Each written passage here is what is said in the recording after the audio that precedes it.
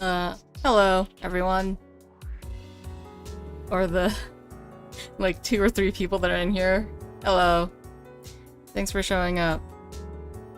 I'll wait maybe a couple more minutes before I start telling my stories. I have a lot to say. There's a lot going on, even as I speak, so... I don't want to have to retell stories when people show up all of a sudden, so...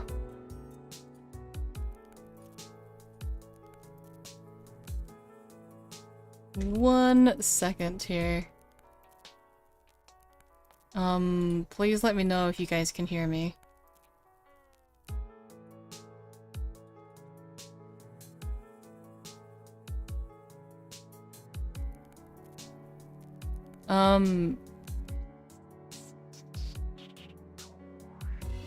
Okay, that's good.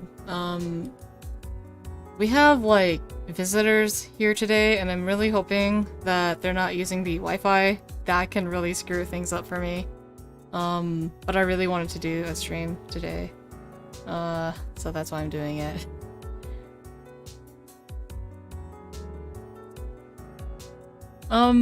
Yeah, so I'll just start by talking about what I'm drawing. So I'm basically drawing a gift for a VTuber. Her birthday was actually a few days ago, but I couldn't make it because I was gone. Kind of literally gone in the mountains. So I couldn't do anything for her. I couldn't even, like, watch her birthday stream on her birthday, so... That was kind of a bummer, but I had fun for the most part. Oh wow, that's right, AX is still going on right now, isn't it? This is the last day, I think. It always ends on July 4th.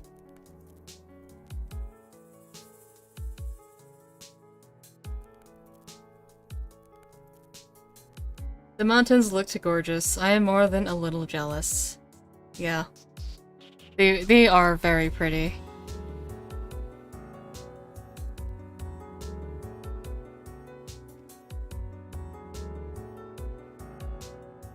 Happy 4th of July. It is an American holiday today.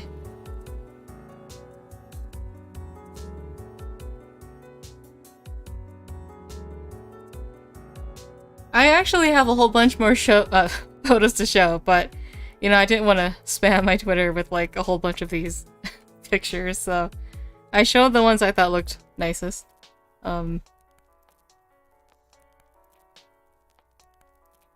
I also missed out on everything of Nanamona's birthday, and I'm currently catching up.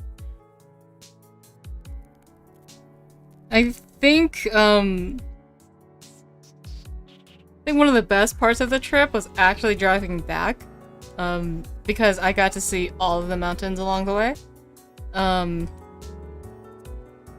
And the drive to the campsite was probably the worst because we went at nighttime and we couldn't see shit. It was pretty scary. Because the road is actually kind of literally on a cliff. And it's like a drop off, you know, in certain parts, and the road is very narrow, so that was pretty scary. I wasn't the one driving, but I was awake for the whole thing.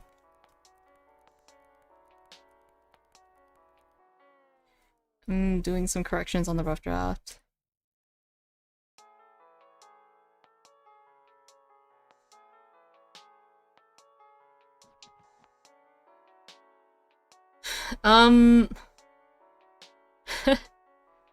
The sheep girl she's a VTuber. Hello. Actually, I guess I can pull up some more pictures from my camp, I guess. My camping weekend.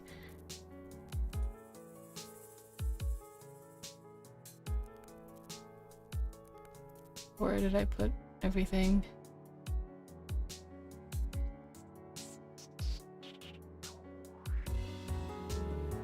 Yeah, I wanted to talk about a little bit about some of the, I guess like the best part of it was when my dad just sort of stopped in the middle of the road for a bathroom break. Like, he stopped by the side and I took that chance to kind of get out and take some pictures. And that's where I found the ammo box. I was just walking around and then like by pure coincidence I happened to see that ammo box that was like stuffed between these huge rocks. And I think I would have missed it if I had come at a different time of day, because the shadows of the rocks would have completely hidden it and I wouldn't have seen it.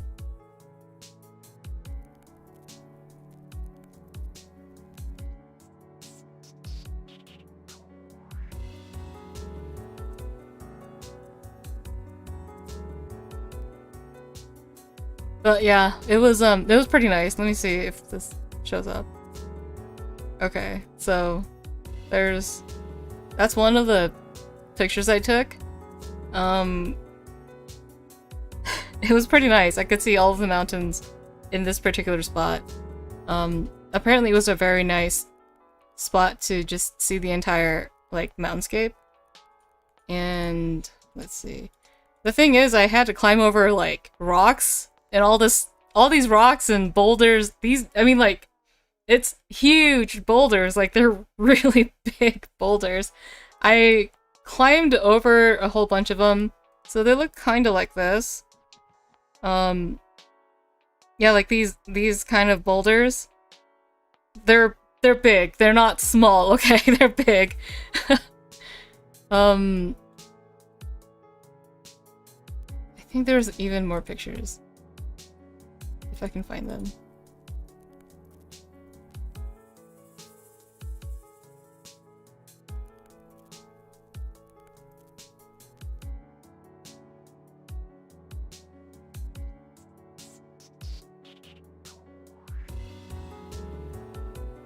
Sorry, taking a bit here.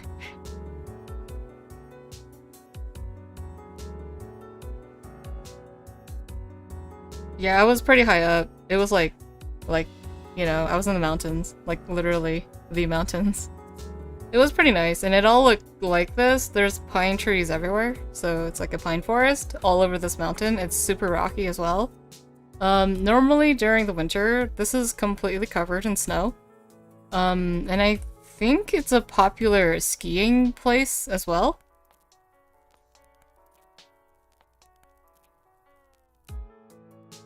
Here's some more pictures of like boulders and shit.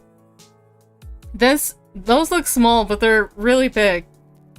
It's like, let me draw like the size of me, like compared to like these boulders. I was like this tiny little person. So here's me right here. Here's Gebs.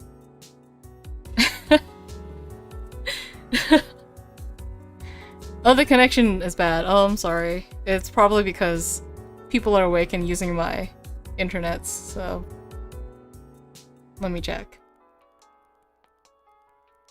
Yeah, it's a little bad, but this is as good as it gets here. Yeah, these are some big boulders, and I had to basically climb over, like, these kind of rocks just to get to this spot.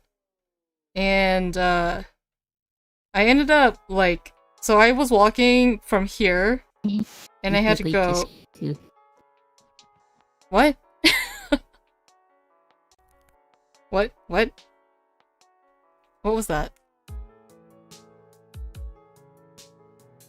I think I just heard we. Did you guys hear that? Was that we?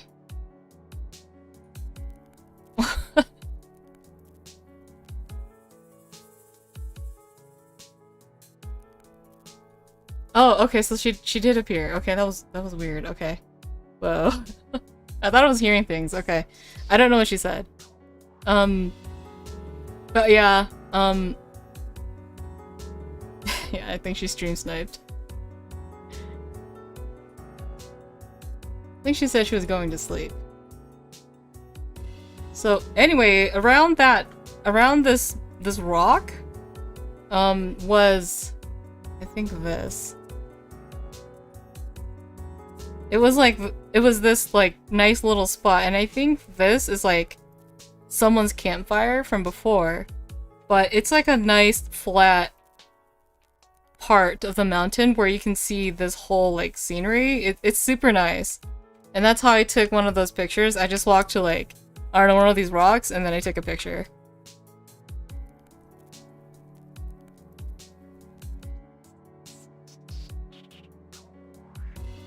Oh, she said I should leave Discord too.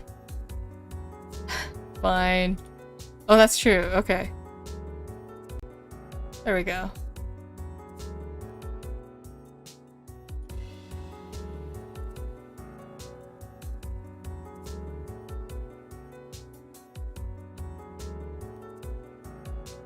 Yeah, okay, this is another part of that one ledge where I took a picture. So this same tree was this tree.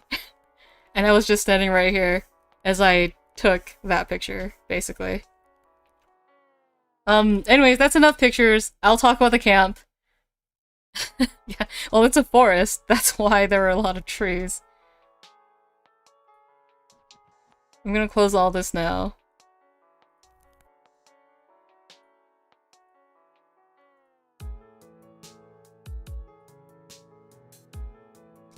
Yeah, I took other pictures, but I don't want to talk too much about... Wait. Here's another picture of a boulder. See? A big boulder. Okay, there's a funny story with this boulder. So, originally, I came from, like, this side, so I didn't see this path. So what I ended up doing was climbing over this huge fucking rock and going down. So I ended up being like, I was like, over here, right? And then I realized when I went and took pictures and everything, I turned around and I saw like this path and I was like, oh shit. I climbed over this rock for no reason. I mean, there was like more rocks behind this one rock. I was rock climbing. Well, there were other rocks, so I had a lot of pretty good grip. I don't recommend it if you don't have that powder for your hands, because you can get, like, scraped and stuff, but I had a pretty good grip, and I was able to climb over the rock. But then I turned around and I saw this path, and I'm like, shit, I hate myself.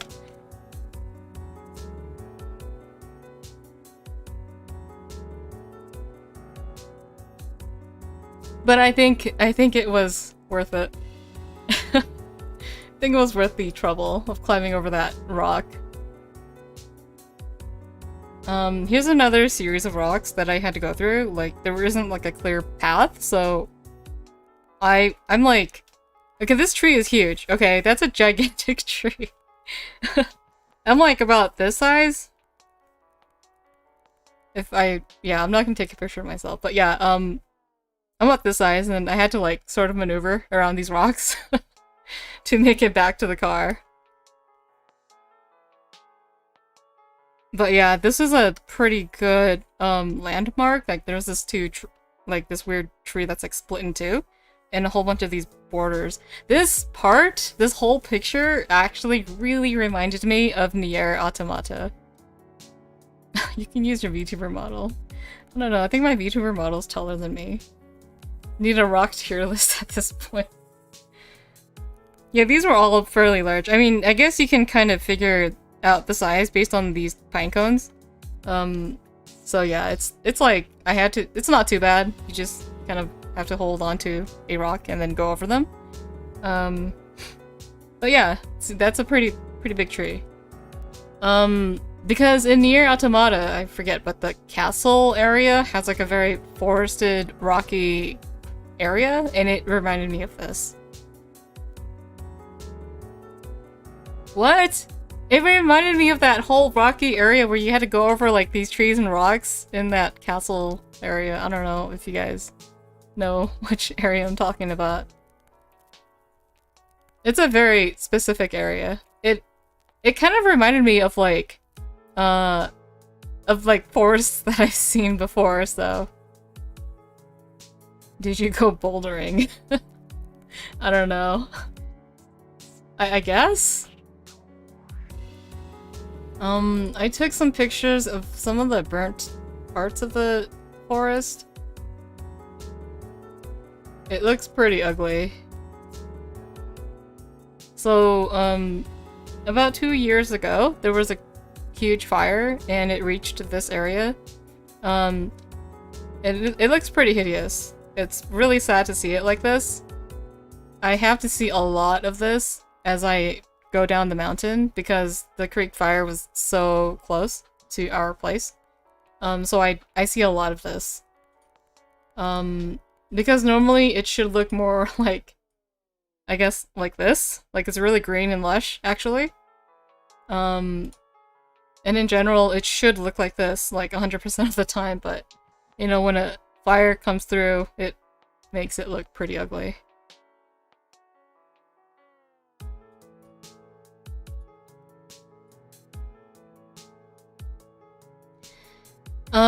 Yeah, I guess that's as much as I'll talk about when it comes to the pictures, I guess. And then as for the camp, I can start with our drive to the camp. We left at night, so I didn't really see a lot on the way up, but I could see the shadows of the trees and all the forest, and I could see the stars.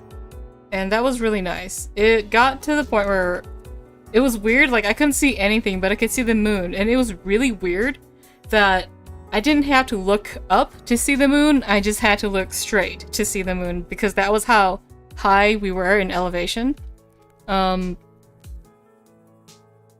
so that was kind of cool. I think that was kind of cool. Did you find some forest elves? Sadly no, but also I'm glad I didn't. Otherwise I'll know I'm like sick.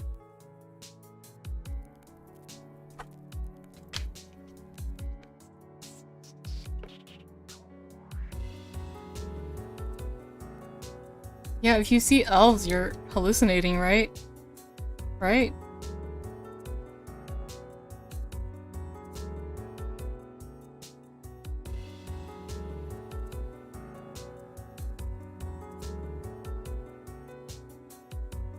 So, yeah, okay, when we got to the campsite, actually, my dad got kind of lost, and my stepmom was, like, also lost. And I was like, so we're lost, right? We didn't know exactly where the campsite was, because we also had relatives that were already at the campsite. We were going to be camping with relatives. So they were already there, and they knew where they were at, but we couldn't get a signal. I mean, my parents, their carrier didn't have any signal, but my phone had a single bar. It had 1 bar. And that was enough. My dad was driving around like this road that, like, everything looked the same. You couldn't see shit because it's night, okay? So eventually I was like looking at my phone and I was like, oh shit, I got a bar, I've got a bar, I was so excited. And then I had my parents call our relatives that were already there, and that was how we were able to find the campsite at night. Yeah, so that was kind of scary. It took us a little more time to find the campsite than it should have.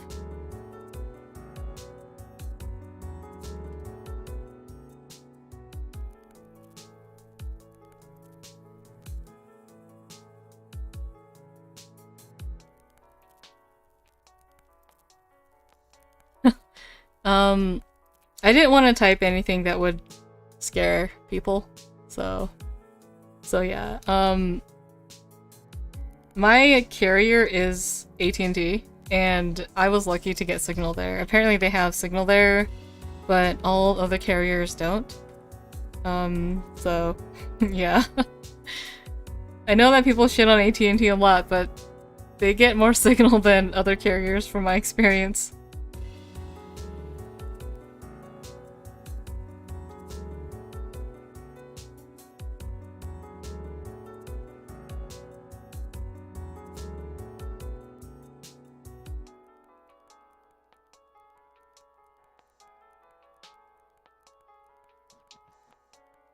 Yeah, they were pretty thankful that I had signal, because we did manage to get in contact with our relatives that were already there. They were basically waiting for us before they actually went to bed. Oh, Negi is also drawing Anemona. Okay. Do share. I mean, if it's really a picture of an Anemona, please. No trolling, please, where I will put you in timeout.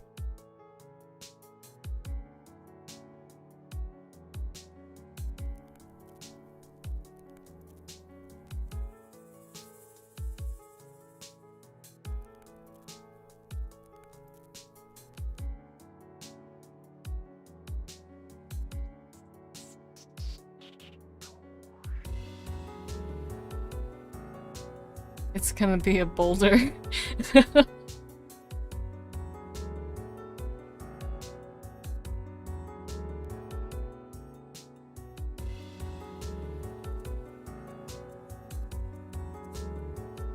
Well, you've certainly left a mark here. Okay, I'll give you a wrench. There you go. You have a wrench.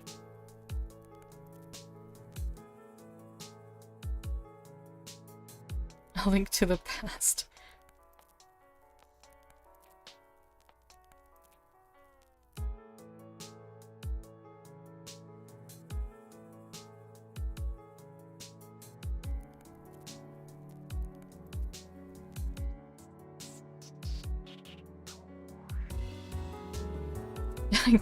Get bouldering and it's a red stickman on a rock. Well, yeah. I'm trying to figure out when the furry parts stop and begin.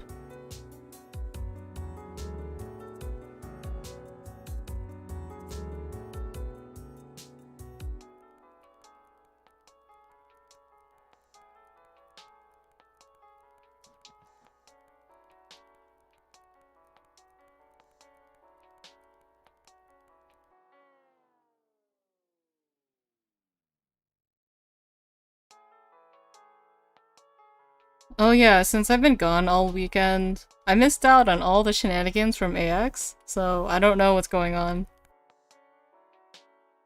People are telling me all this stuff left and right. I'm like, what?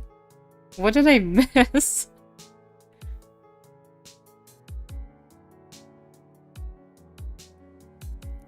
It seems like I missed quite a lot.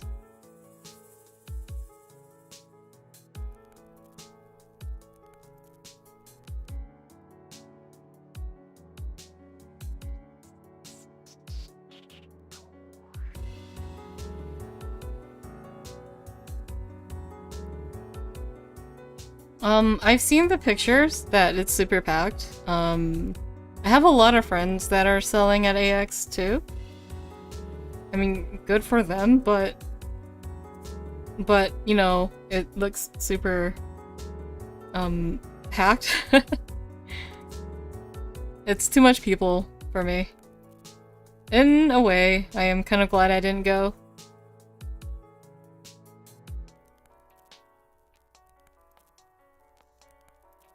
But if I didn't go, I wouldn't have gone camping.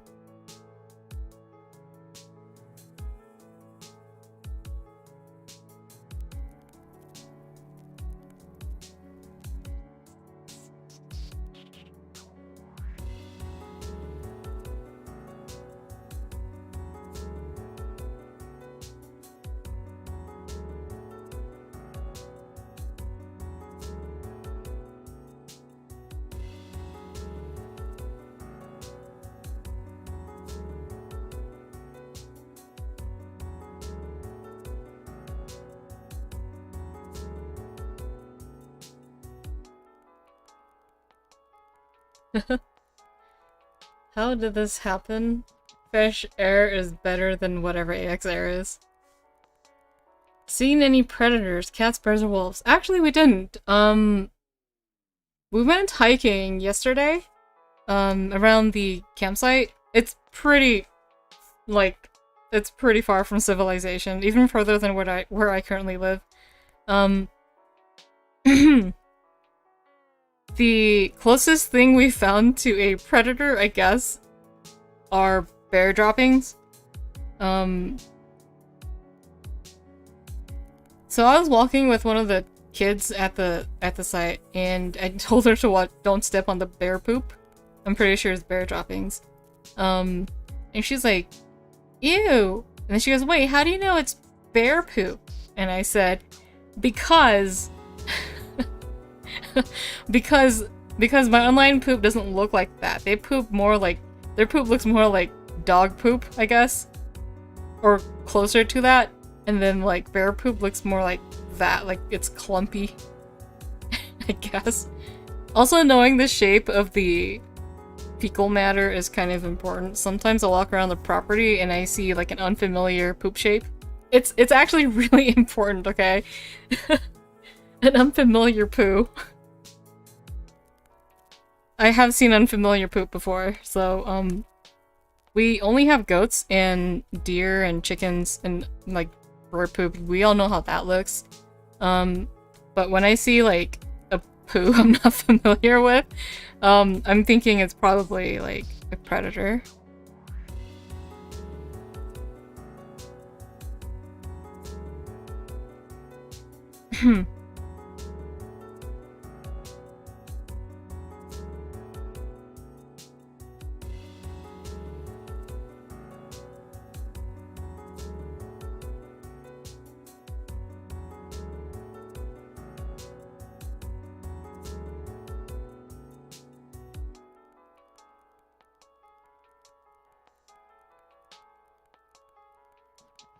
Oh, did you really draw this, Negi?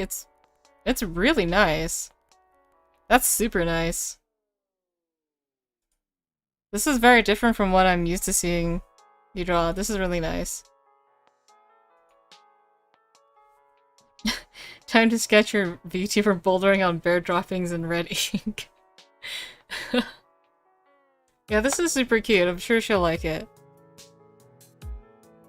I'm just drawing something sorta generic, because I didn't want to think too hard. What do you mean, did you really draw it? Well, because I'm used to seeing you draw in a completely different way. You know, like, your stuff is a little more cartoony, so it looks really different.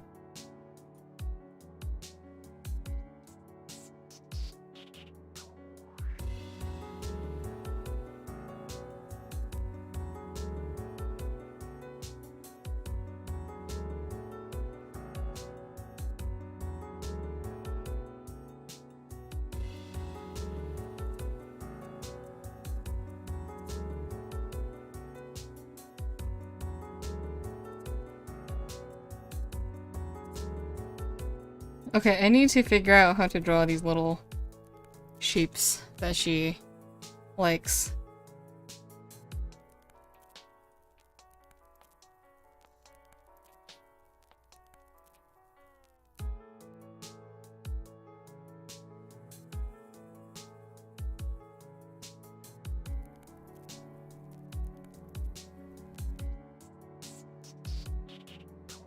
Real Gebby hours. What does that mean? What does that mean?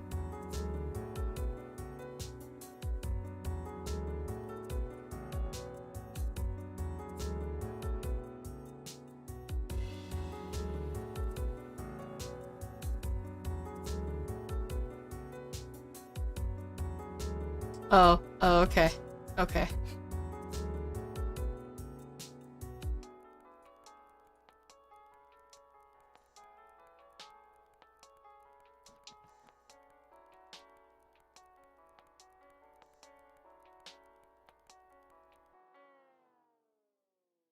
I'm trying to find like a reference of the little sheeps that she likes.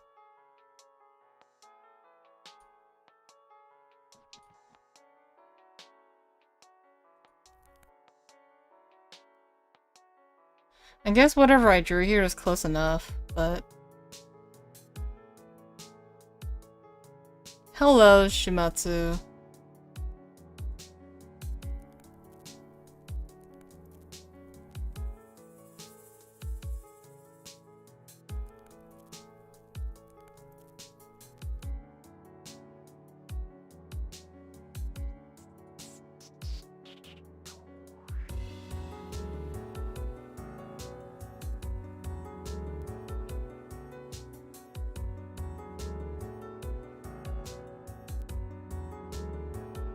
Is your PA gonna shoot off some fireworks and guns? No. We're not going to do that because it's very dangerous to do fireworks here.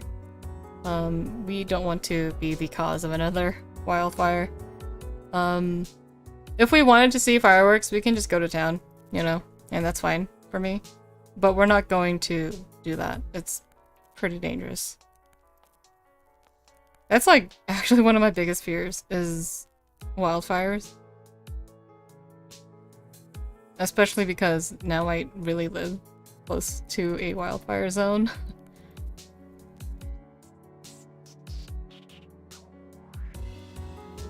I guess I'll use one of those sheeps in her intros.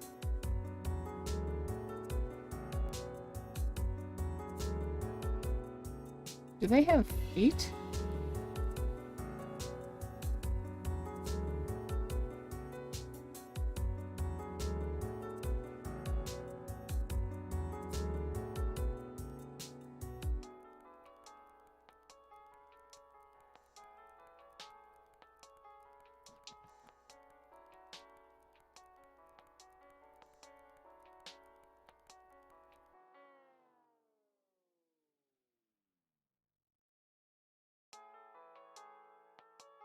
Well, I'm just gonna have to make up my own sheep, I suppose.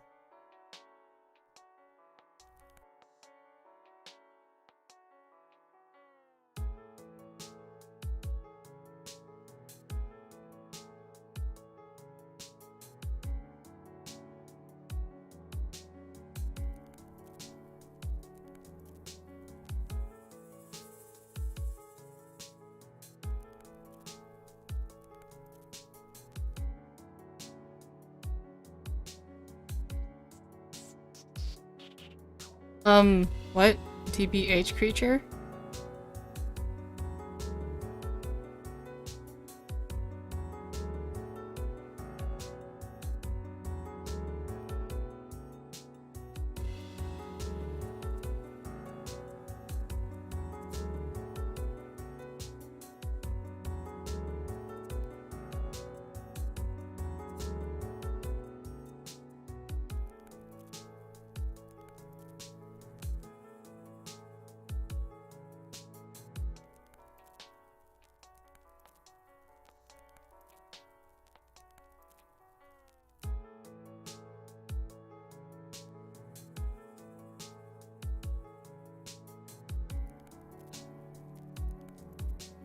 How big am I gonna make this weird little sheep? I don't know yet.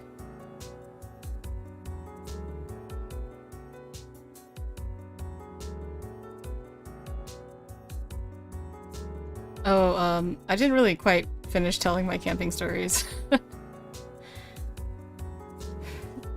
I remember when we first got there, we haven't really set up our our tents. So I just sat and waited. Yeah. One of the first things that really stood out to me when I first got there was I could hear rushing water all around me, but I couldn't see it because it was really, really dark. It's pitch black out there, and the only thing I could see was the little, you know, the fire and the lights that everybody had. That was it. Yeah, but I could hear rushing water just all around me, and I'm like, that sounds kind of nice. It really is pretty nice. But it just felt so strange that I couldn't see any of it. Eventually, though, I did manage to, like, my dad was the one who pitched the tent for me. He did it and he goes, okay, now you do your blanket stuff, whatever you want in the tent. I'm like, okay. I shared my tent with my baby sister and one of our little tiny cousins because she wanted to join us, and I was like, okay, I guess. I guess you can join us. She is the tiniest little 8-year-old I've ever seen. And she has these, like, huge glasses. These huge, thick lens glasses. And she is this tiny little Asian child. She's super cute, actually. And she has, like, this tiny little mousy voice. And I remember the first time seeing her, was when she had come to visit us, like, a couple weeks ago. And she was the one who knocked on the bathroom door while I was in there. And I heard a tiny little voice and I thought that maybe I'm hearing, like, a ghost child or something. But yeah, that was my first meeting her, and she likes to hang out with us because she doesn't know how to speak Hmong, she only knows English. So she wanted to just hang out with me and then my baby sister.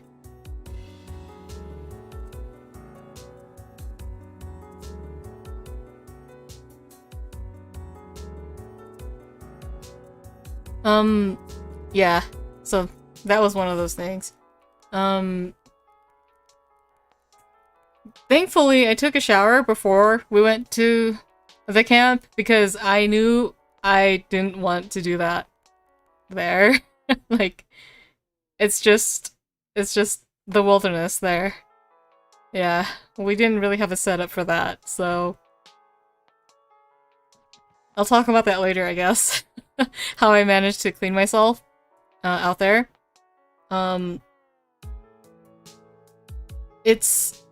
It's freezing cold at night there. It's freezing cold. I thought it was going to be like just chilly, I guess. Not freezing cold. Maybe 50 to 60 degrees, but not like 40 or below. It was very cold. It got to the point where I think I felt hypothermic. And I was wearing a thick hoodie. I was wearing a couple of layers. I wore a thick hoodie, sweatpants, and I had socks on. And I had 2 layers of blankets on me, and it was still really, really cold. I did not sleep well, guys. Yeah, I did not sleep well. How does the sheep's face look? I'm so confused. Oh, it's just a weird looking thing, okay. Oh, I got it! There! Finally, a picture. Of the sheep. I'm good now. I wanted to- okay, alright, I don't want to talk about this, but I think it's kind of important to talk about it. So we went to sleep, and then the next morning, that time of month had started for me. And I was like, oh shit, this is the worst.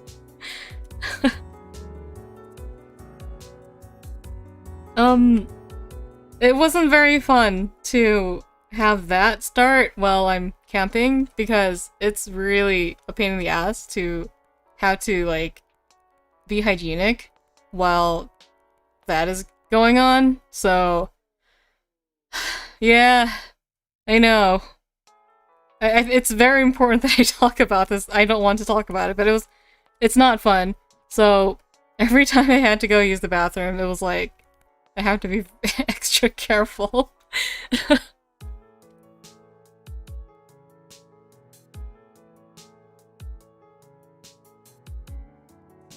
I'll put the sunglasses on this one.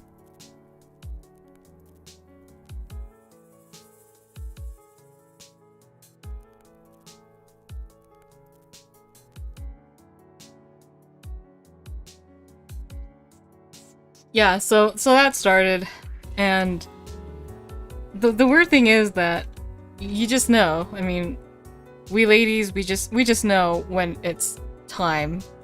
And I woke up like, it was like I suddenly woke up from my sleep, and I'm like, oh shit, I think I know. I think it's begun. But I was kind of prepared, so like I had the things ready for it, so it was so, I was like, I'm so glad I thought ahead. So I did have the things I needed to handle that. But it still sucks because I usually get super anemic when that happens to me. So yeah, I kind of worked with it, I guess. I was still able to hike and climb over rocks and stuff, so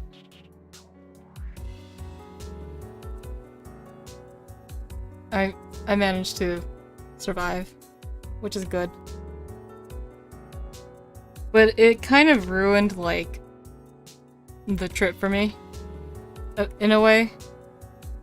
Because my dad was like, okay, he wanted to take us to the lake, and I did take a picture of the water at the lake, which was really nice. But I got, like, super anemic over there. It was like, I just didn't feel very good. You're not gonna make this sheep eat her croissant horns again, are you? No. No.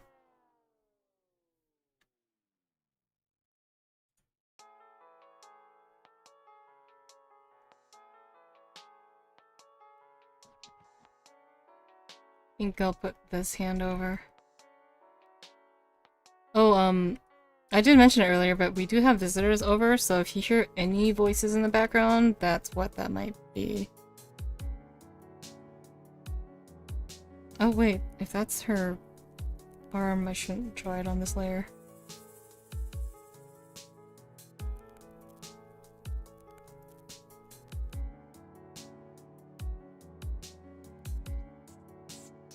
I'll just draw little lines on this shape for its legs.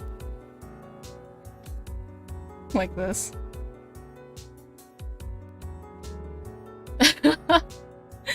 The Camilla's- wait, his sheath mouth looks like Camilla's boobs.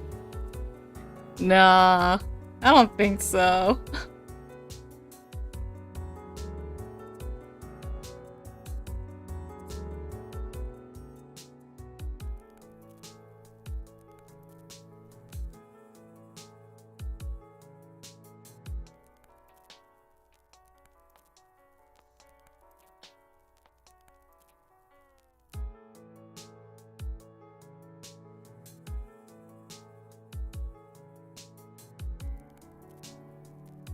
That sheep is cooler than the other side of the pillow.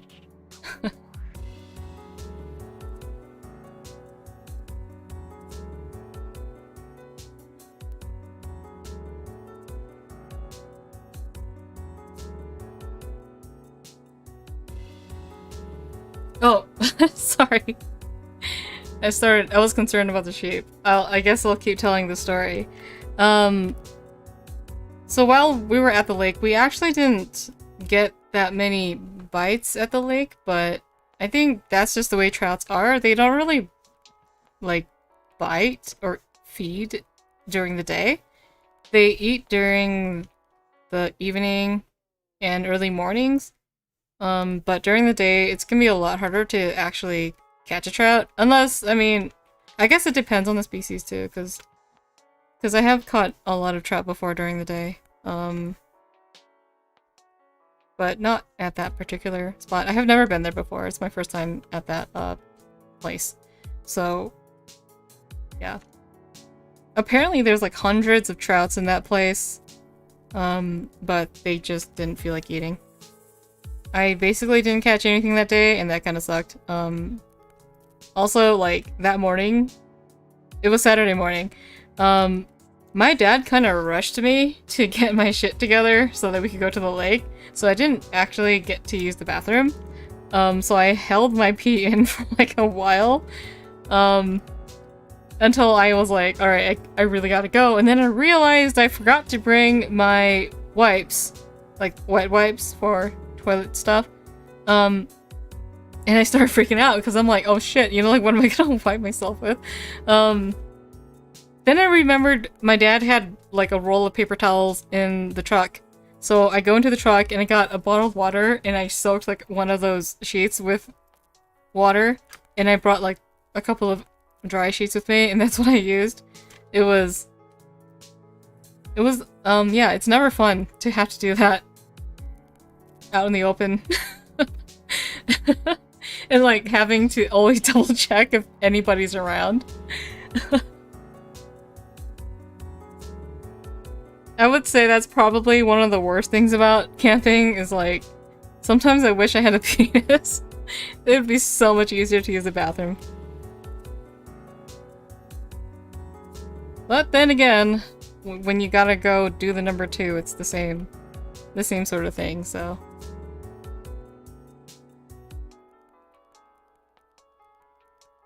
I'm not gonna talk about the number 2s. That's It's always a little complicated. The other thing I have to watch out for are little bugs. Like, fuck those things.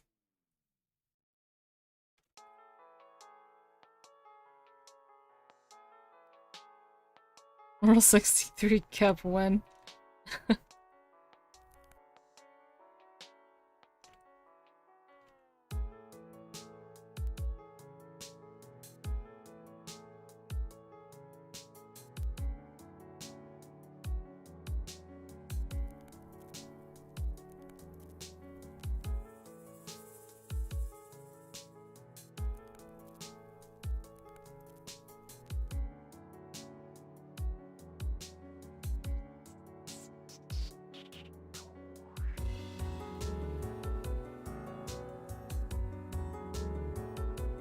I'll write NC5.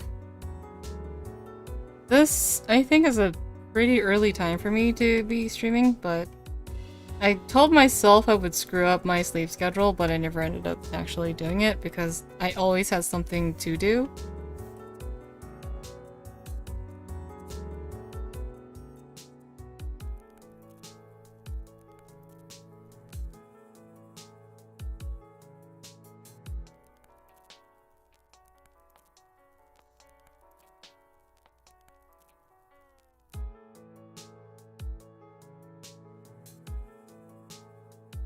Hello, Peeboo.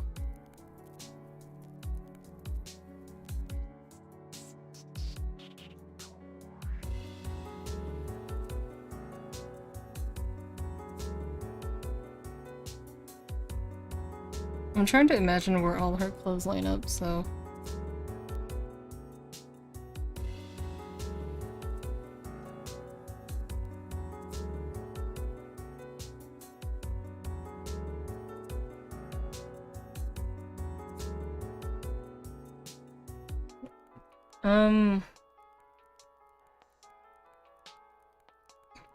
Oh, I do have a picture of the lake. I didn't share it. I just took a picture of the water on Twitter. Because it was really pretty. It's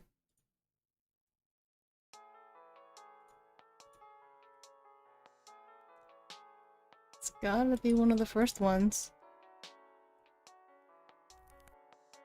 Here's the lake. I mean, the water is pretty low because it's a reservoir. And this lake, yeah, it's a reservoir. And, there's a whole bunch of water tunnels that go through here to pull the water out of here.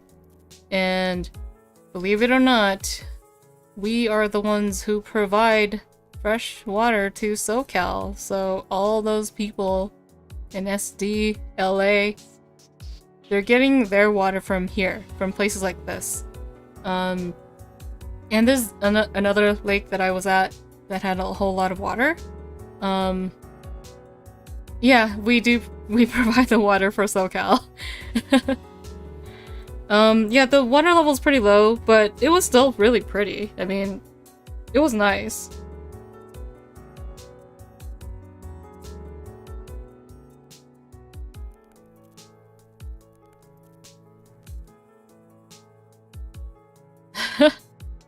Thank you for your fresh water. Oh yeah, I've got other pictures, I guess, of bodies of water.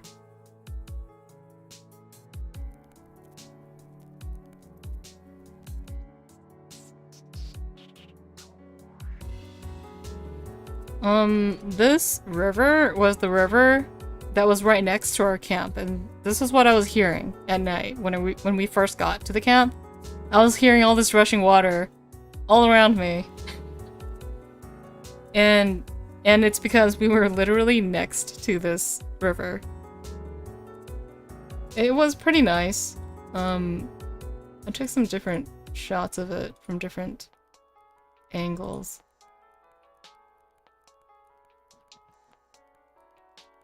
And this is the other side of the river. Like, it's like to the right, I took this, and then to the left was this tree. All these trees and stuff. Yeah, actually, we caught a whole bunch of our trouts right out of this river. It was, like, right next to our camp, so we got a lot of the fish from here. They're super camouflaged. Like, trouts are just so they blend in with that water so well.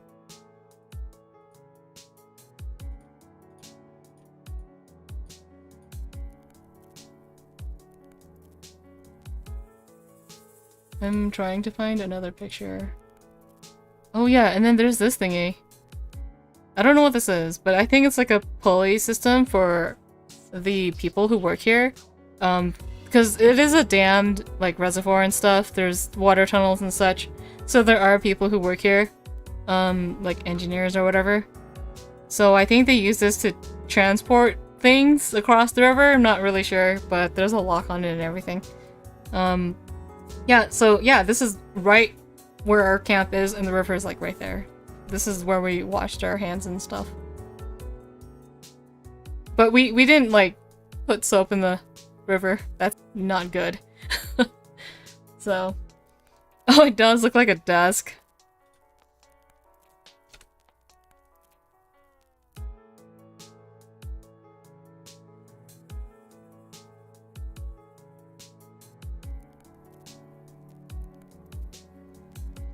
One of the weirdest things about the camp wasn't really the camp, but like one of my relatives, I think she's like, she's not really directly related to me, but she's like someone from my stepmother's side of the family, and she like randomly struck a conversation with me. I was like, okay. And then she started talking about what are my plans for life and my future and stuff. I'm like, who are you to ask? Like, we literally just met. Why are you talking to me about this? And I think that she was trying to get at something, but I was not going to let her get to that point of the conversation. Basically, she was trying to get to, like I think she wanted me to hook up with one of her sons, and I was like, oh dear. Yeah, that was like, I knew that's where the conversation was going, but I was not gonna let that happen. It's always like that. Yeah, it's always like that with me, because, yeah, because I'm like at my age, and they're like, how come you're not married? I'm like, well, I don't know, because I chose not to.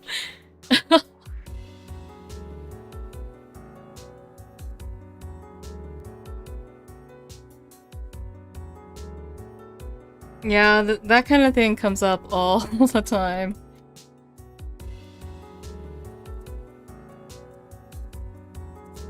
I swear though, she was like, oh, one of my sons are just like you. He's like your age, and blah blah blah blah, and I'm like, oh well, okay. Maybe he just doesn't feel like finding a partner either. That's just the way it is. Yeah.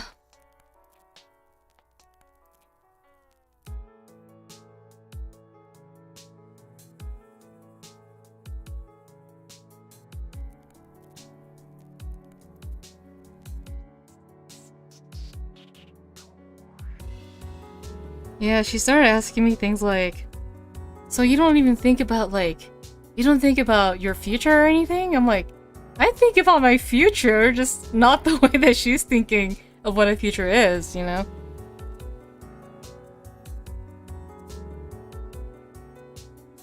Yeah. I always get those kind of conversations. But it's okay. I'm used to it by now, by the way. People asking me about things like that.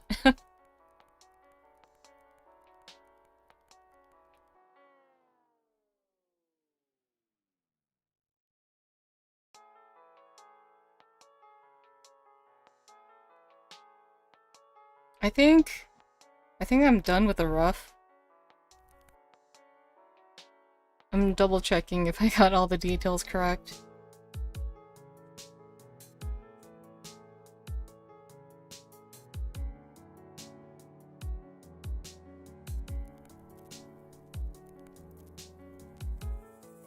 Oh, happy 4th of July, Peterson, so...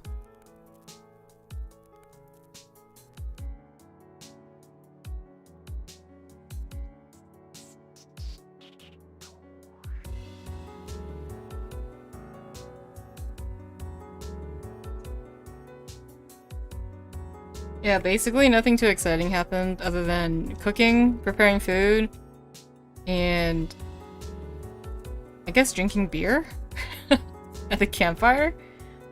You just eventually develop a strategy to end the convo or switch subjects. Yeah. I have figured a way. I just tell him, yeah, life is life. Everybody lives a different way. That's it. Oh no, my internet is dead. Is it dead? Is it? Oh, okay.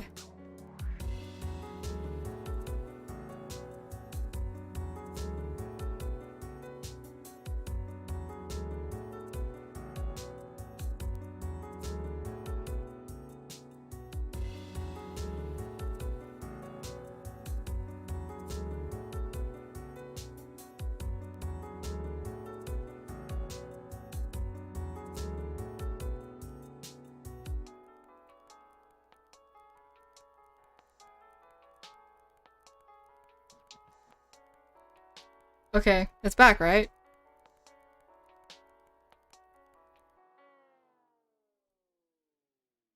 Right? It's back.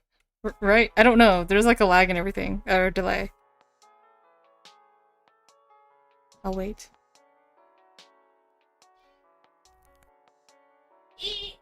Oh, what'd you guys make? What'd you guys make? Bear what? Everything. Did you guys make food? Oh, okay.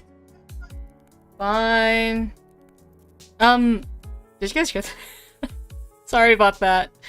But, about that. So, this morning, my dad, he shot a bear that was kind of wandering around the property. Because it's actually trying to attack our goats. I think that's what woke him up today. He went to check on the goats and he saw something kind of moving around in the bushes. So he killed a bear. Yeah. And then yeah, we decided to butcher it and clean it and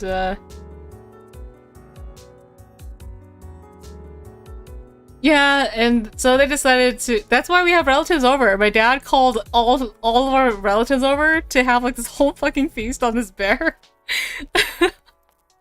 And I think they were all kind of preparing it because they like to have the ladies like to all come together and like make different dishes and whatever. So that's what's happening. I don't know. I've never had it. I'll be right back if you guys want me to go get some bear meat. I'll let you guys know some live bear meat review, I guess. Yeah, I'll be right back, I guess. I'll use this brush.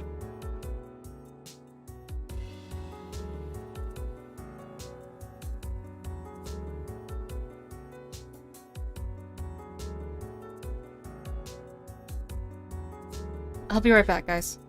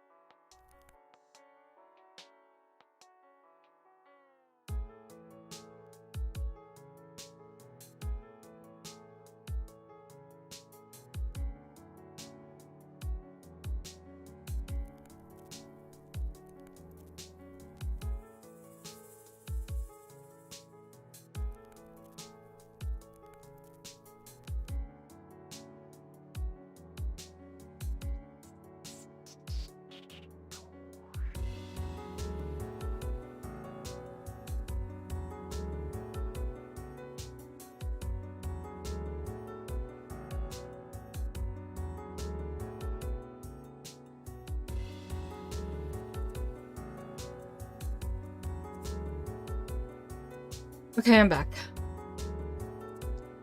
Welcome back, yo bear.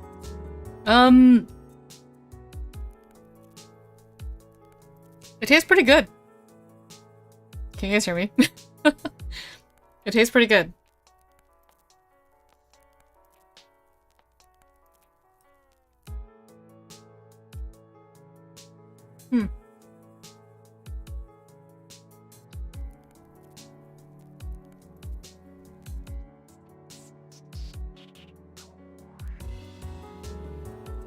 It was my dad and one of my uncles that cleaned it, so I don't know if they kept it.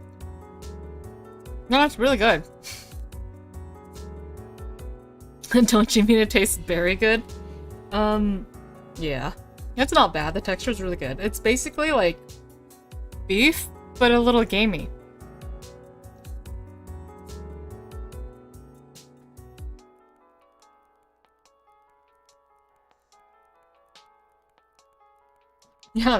Yeah, it's basically like beef, but a little gamey.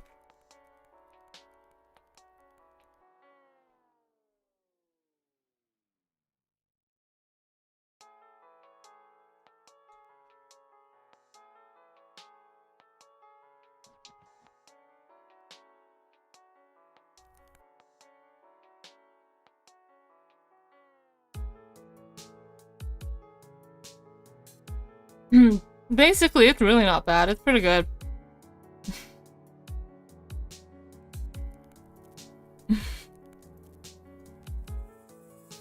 Not gonna lie, shooting a bear on your property and then eating it is pretty boss. I guess.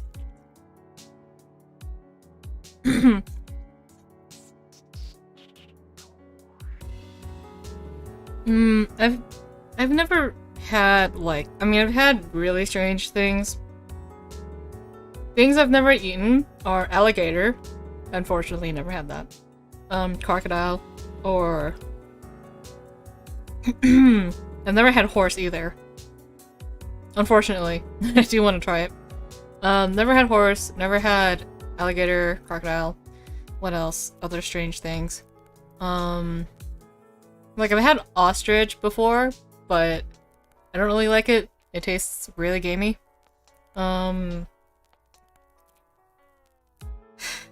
I like this. I like bear more than goat, but I like beef more than bear, I guess. I mean, it could be because of the way it's prepared, but yeah, I would say this is not bad.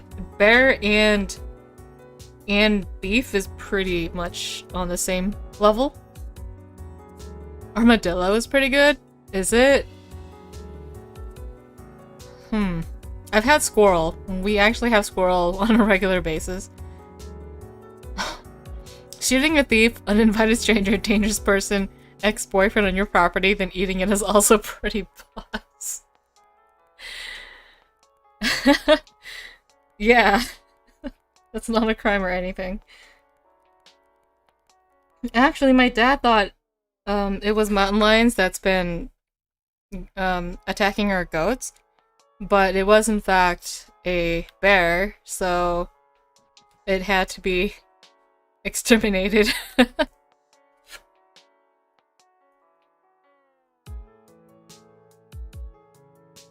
Poor bear. So good though. So good.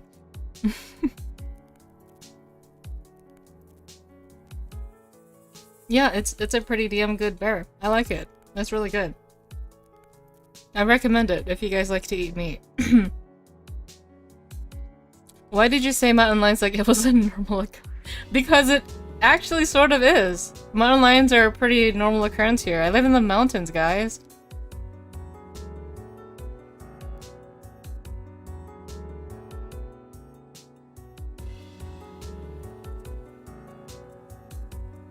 This weird bear stew thingy is really good.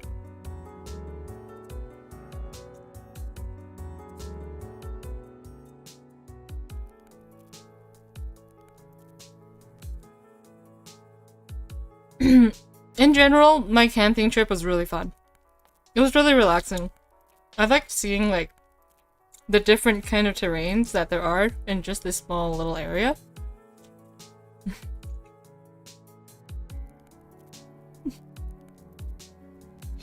I don't think my dad will ever eat a mountain lion, but he will eat bears.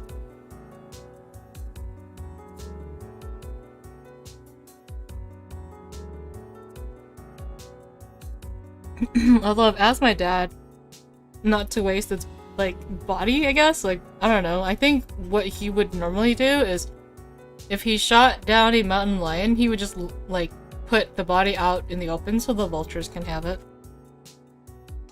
Because there are vultures here. They're nice vultures. I like them. I got really mad at my dad once, when he told me that he kind of fucked up the vulture population here.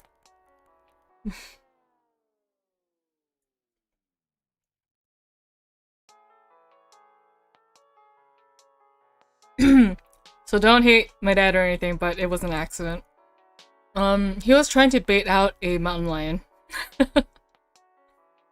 So he poisoned, like, a goat carcass, you know, with poison. But instead of the mountain lions coming to get it, it was the vultures. And then they were basically gone for a while, because a lot of them probably ate the poisoned carcass. And they died. They do good work. They certainly do. And I got mad at my dad about that. I was like, Dad, come on. He's like, it was an accident. He's like, I didn't expect the vultures to come down to get it. He was expecting the mountain lion to come and get it. But in the end, he had to shoot it down instead of poisoning. He's never done the poison thing ever again because he's getting the vultures instead. It was a little strange because I pointed it out once that I saw a vulture flying around and I've never seen it before. And my stepmom was like, oh, we used to have a whole lot of them around until your dad kind of killed them all off. And I was like, why? Nobody eats vultures. They're kind of basically poisonous. And she's like, well, you should ask your dad about that. And I'm like, okay. So I go and ask him, and he told me the story. I was like, Dad, we need those guys. We need the vultures, okay? Please don't kill them. He's like, it was an accident. It was one huge accident.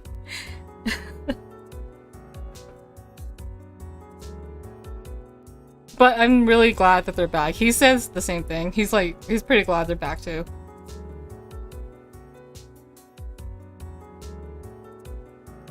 Because I think my dad is actually kind of afraid of confronting a mountain lion because he's a really short man. He's even shorter than me. And I'm pretty short.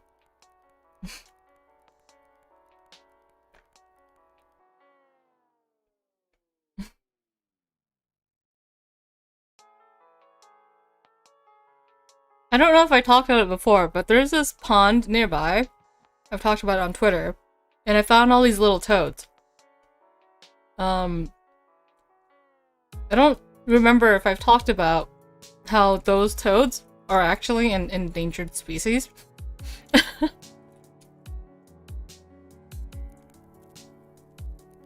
And then I felt really bad after I found out that they were an endangered species. Because I threw bass in the pond. Bass definitely eat basically anything that they can fit in their mouth.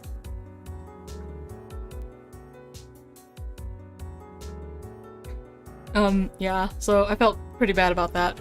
I haven't gone back to the pond ever since, so I don't know how that pond is doing now. I am assuming that the bass probably didn't make it because there's not a lot of food source in there. Originally, I wanted to throw in, like, smaller fish first before I introduced, like, large fish. Otherwise, they won't have anything to eat. Like, father, like, daughter. Oops. Yeah, well, look, I didn't know they were endangered, okay? I was, like, really curious on what kind of species of toad it was. And they're a unique species to this area, to this mountainous area, okay? And I think they're only considered endangered because they don't live anywhere else in the world. Like, they live only here in the mountains. Yeah, so, I threw in bass in the pond where there were endangered toads. I felt pretty worried about that. Like, oh dear. I mean, we have our own little pond, too. near the house, a man made one for koi. Yeah, so, they have that if they ever need it, I guess. I don't know. It was an accident. I didn't know, okay? I didn't know they were endangered.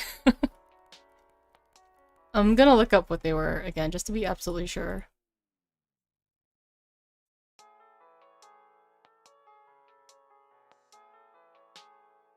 Honestly, they look like any other kind of toad, but, here's what they look like. Hopefully this works. They look like this when they're adults. The left is female and the right is a male toad. I have seen the male toads around before, but I have not seen the female toads around as much. But their babies look more like the female toad. They have the spots and the bumps and everything. So, yeah, these are endangered. They're called the Yosemite toad.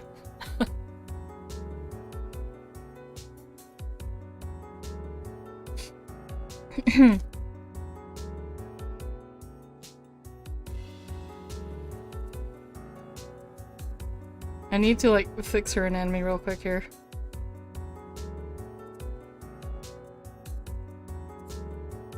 I still have some food left, but I can finish it later.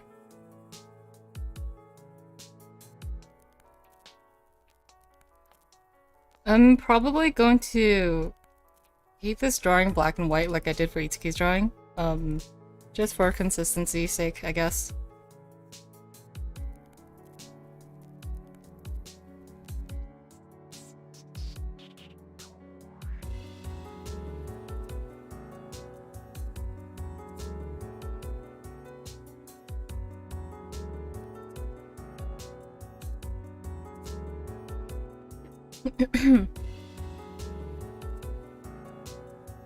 Little did we know that they weren't endangered. They were in danger when you appeared. How's they sounds? What? They make ribbity noises, like a typical toad. Ribbity, croaky.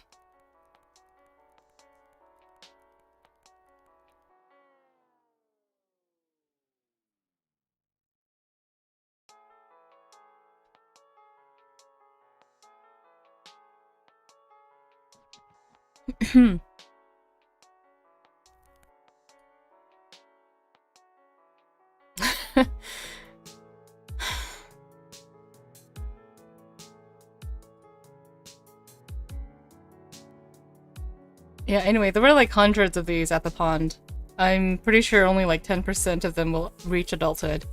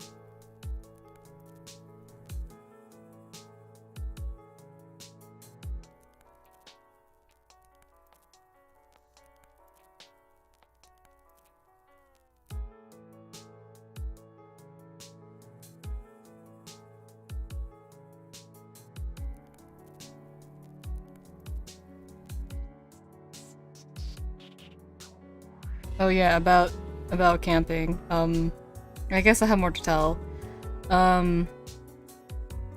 Sleeping was not very comfortable at all. I hated it. It was not only freezing, but my dad did not bring any foam to, like, I guess give us any sort of cushion on the bottom.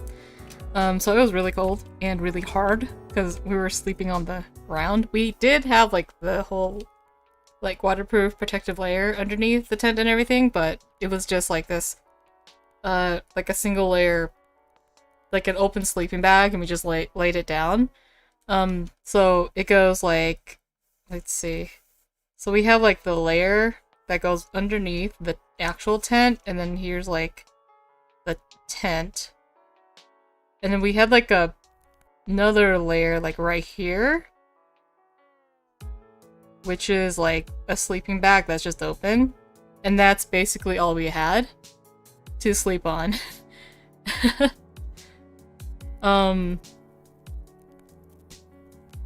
And it wasn't comfortable, especially because the ground was like uneven as well. So it was like this, and then like, at least where I was situated, my spot was like kind of like this. So imagine the ground like this, and then here's my pillow.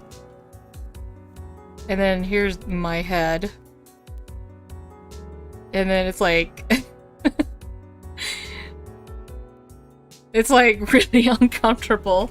So I try to make up for like this whole unevenness by sticking like another cushion here and then like my backpack here so that my body would be even, you know? No, we had a sleeping bag, but it wasn't, we didn't use a sleeping bag as like to sleep in. We used it as like a thing to, as like a layer to sleep on. But we had blankets. So it was like the ground was uneven like this, and so my butt, like, there was a lot of pressure on my butt because there was, first of all, like, it was just terrible in general. My butt really hurt the whole like weekend because I was basically sleeping on my tailbone. And it was not very comfortable, so I had a good night's sleep last night though, because it was in my own bed.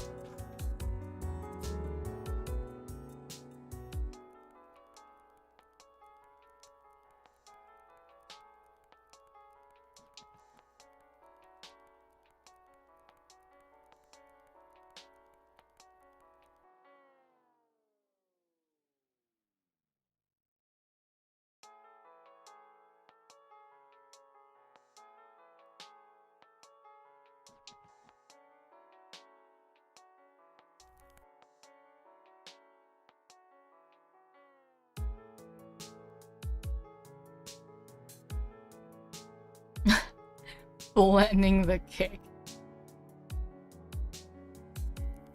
The reason why I didn't sleep the other way was because I was kind of afraid of the difference in elevation. Like, I didn't want my blood to flow to my head. And I didn't want to sleep like that.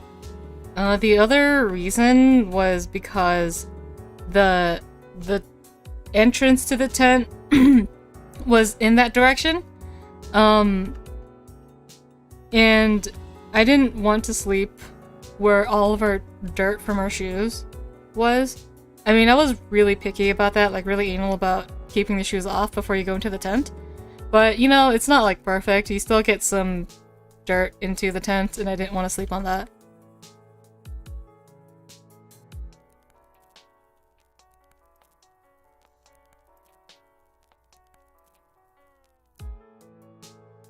So I chose discomfort over filth? I don't know.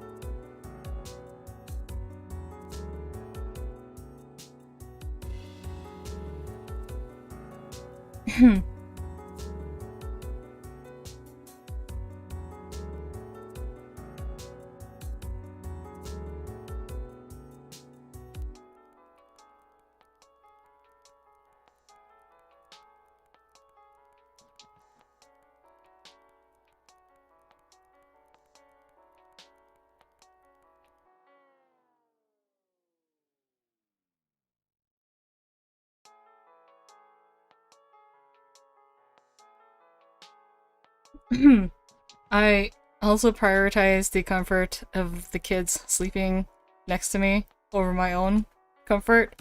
So I wanted to make sure that they were comfortable and that they were warm and that they were okay. Apparently I was the only one freezing at night. They were completely okay. I was like, how?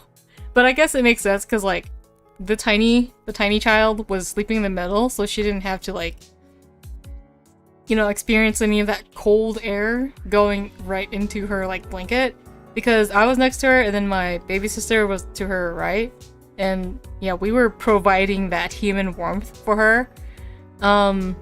And then my baby sister was completely okay because she had 3 layers of blanket. She brought like her own blanket, and then I also allowed her to have my blanket or my 2 blankets. So she was completely okay. The next morning, I wake up and I asked them if they slept okay. They said, yeah, I had a really comfortable sleep. I'm like, really? Good for you, kids, because I sure as hell didn't.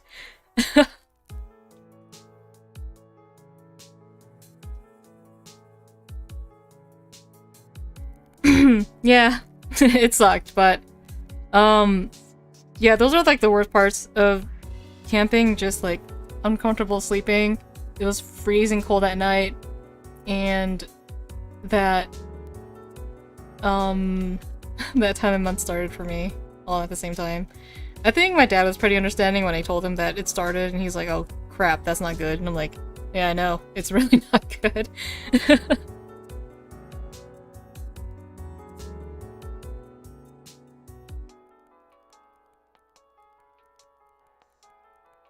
Because he knows how dead I am when I have it, so at least he was being considerate of that.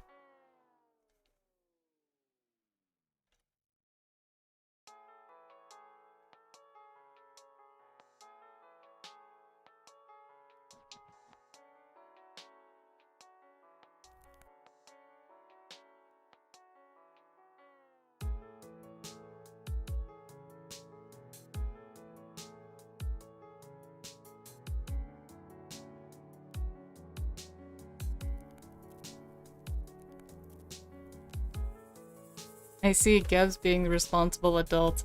I am surprisingly the responsible adult. I really do prioritize like any kid that I have to look after. Like I prioritize their well-being over mine.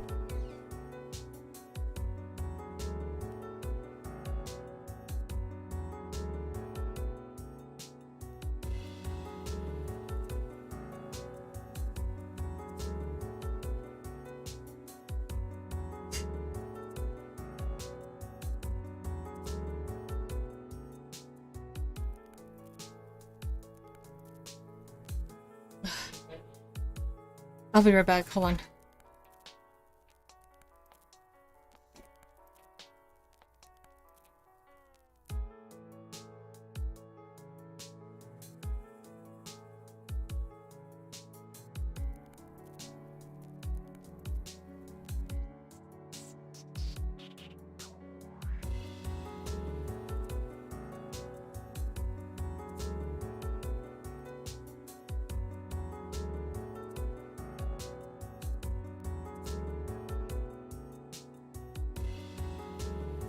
Okay, back.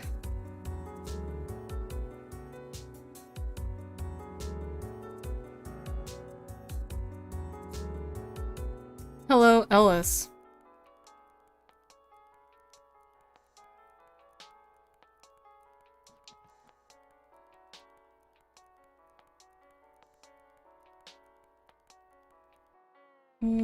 Wondering if I should just keep this kinda like a rough but clean line art.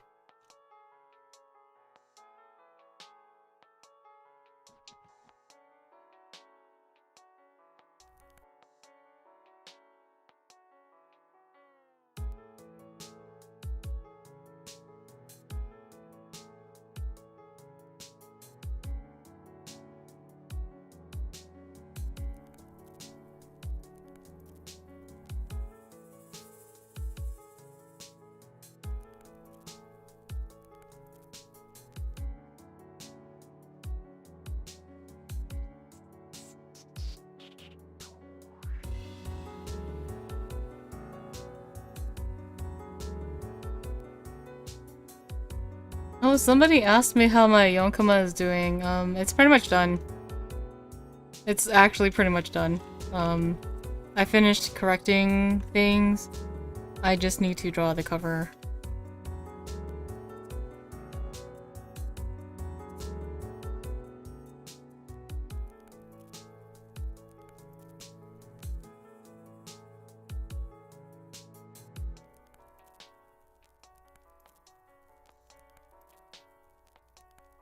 Oh, by the way, Ellis, I have an uncle that I have never met before at the camp, who sounds just like you when he speaks English. I was like, holy shit, he sounds like Ellis.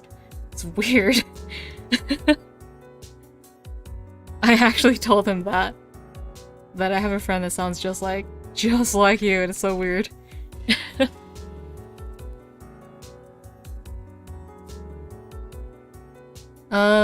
Yes, Ellis, it's pretty much done. I just need to draw the cover, put together the PDF, and it should be pretty much ready for print and stuff.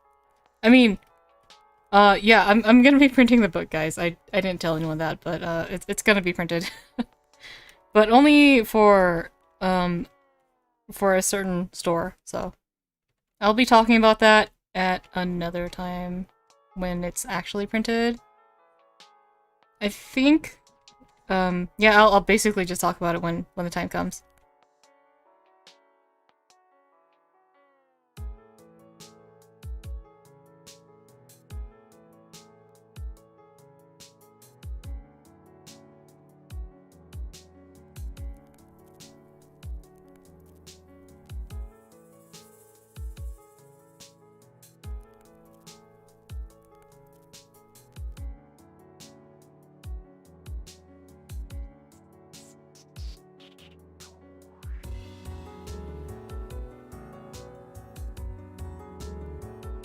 Since I'm doing this in black and white, I can just color this in, I guess.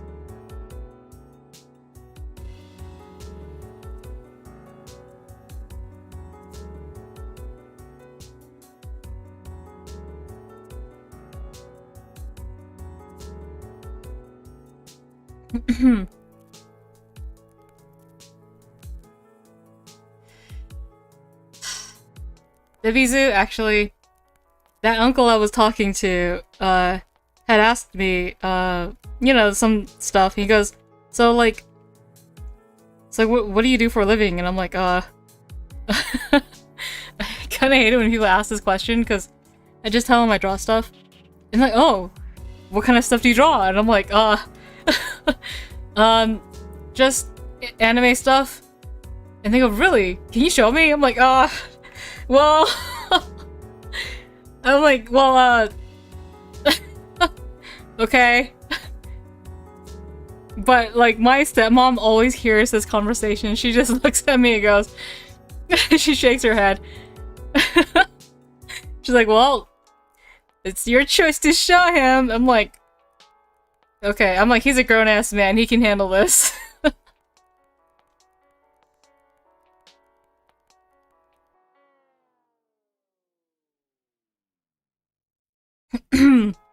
Yeah, so I have, like, basically no shame, I guess, when it comes to, like, showing them my work, because I tell them, it's like, I draw this kind of stuff, and then they get even more curious. I'm like, okay.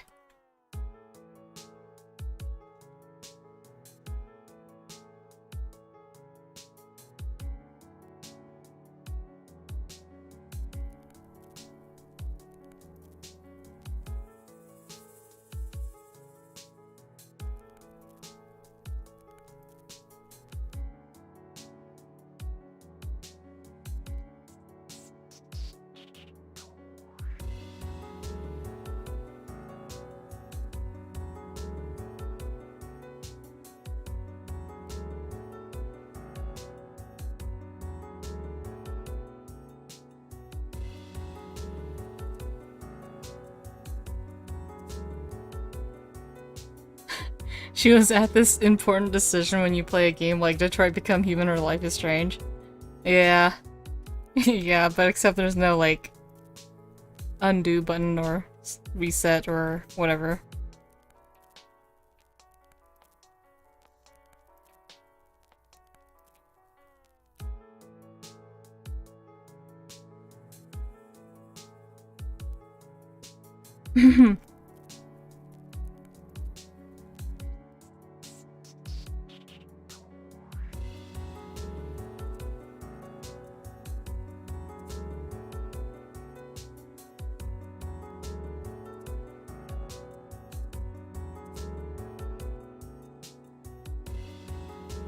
Yeah, I showed him some of my stuff, and he was like, "Oh, it looks pretty good," basically. I'm like, thanks, I guess." And he's like, "What's your, like, Instagram?" I'm like, "Oh, I don't have one." He's like, do you have a, like, anything to share your art on or whatever?" I'm like, I use Twitter." He goes, "Oh, just give me your Twitter." I'm like, okay. Yeah. So that happened. And I'm like, oh shit, what have I done? And then all of a sudden, like, my other uncles are like, "Oh, you draw?" I'm like, "Yeah, I draw." And this all happened at the campfire. I'm like, this is not a campfire story, guys. But that was like one of the big things that happened. All of the aunties and uncles were like, "Dude, guys, she draws!" And then everyone, like, took my iPad. Like, my uncle was like, can I show my brother or whatever? I'm like, okay. And then he took my iPad and started showing everybody my stuff. I brought my iPad with me so that I could work on, some things over the weekend. So I finished typesetting and all that stuff, while I was in the tent at night, just finishing up some editing. Some cleanups and stuff. So I don't have to deal with that when I get back. But yeah. Yeah, that's what my uncle did. I was like, jeez. I don't think they're in here. They're here visiting, actually.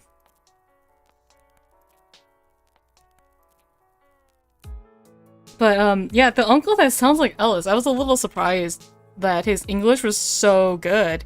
Because a lot of my uncles and aunties have, like, they have some kind of, like, some kind of accent in their English when they speak. But this particular uncle sounded just like Ellis. It was so weird. Oh, I didn't show them the stuff with boobs in it. But I did tell them that's what I drew, so.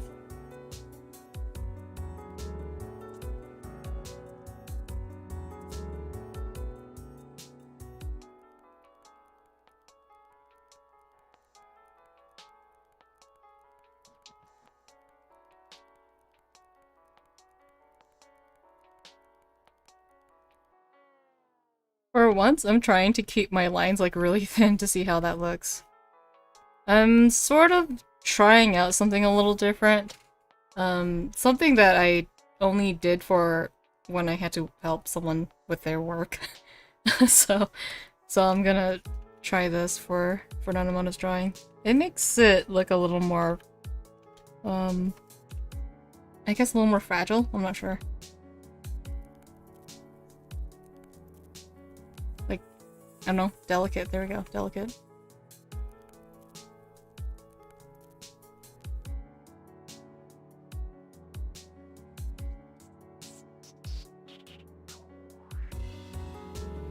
My uncle even looks like Ellis a little bit. I was like, that's so weird. He asked me if my friend was also Hmong, and I'm like, nah, he's Vietnamese.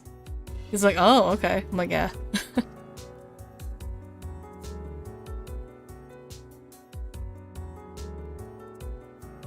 It'd be funny if my uncle actually saw this stream.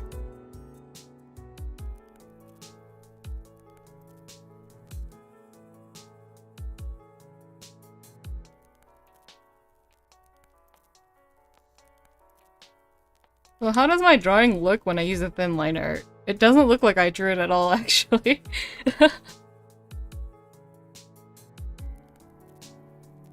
Oh, my uncle is like 50 or something. But his English is super good. I was pretty impressed because a lot of my older relatives, they have an accent because, you know, they grew up bilingual. I don't think I have one. I worked really hard to get rid of my accent, but I used to have one.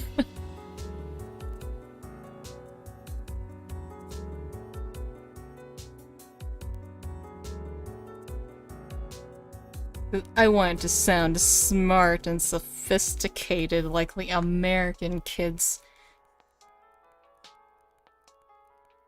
Little did I know I was Asian no matter how hard I tried.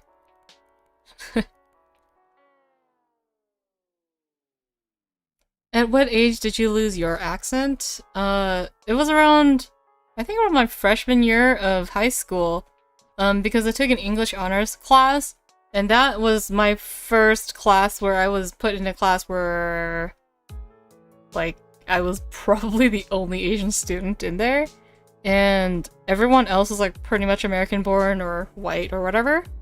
Oh, I can't just turn on my accent like that, guys. It's weird. I can't.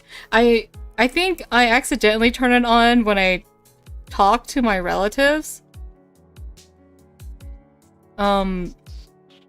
I have it when I talk to them. Yeah, I had a pretty thick accent until around that time. I was listening very carefully to how the white kids talked, you know, so I tried to copy how they pronounce the words, and try to make it a habit, basically. Oh, speaking of things like that, you know, like sometimes I see these videos about foreigners that live in Japan, and even though they were born there, they're still considered foreigners. Well, you know, sometimes I go through the comments and people lose their minds over that, like, oh, they don't understand that. And I'm like, I don't think they know what it's like to be a minority in a country, you know, like, yeah. I even still feel like a foreigner, an outsider here. I was born and raised here, but I still feel like an outsider, so it's the minority experience, man.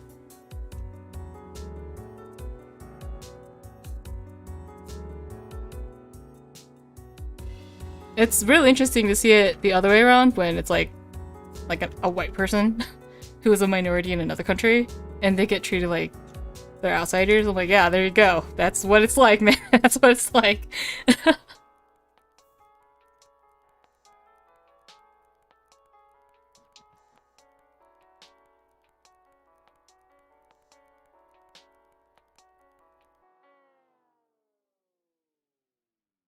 Use the French accent who's speaking English, you will gain plus 50 points on charisma.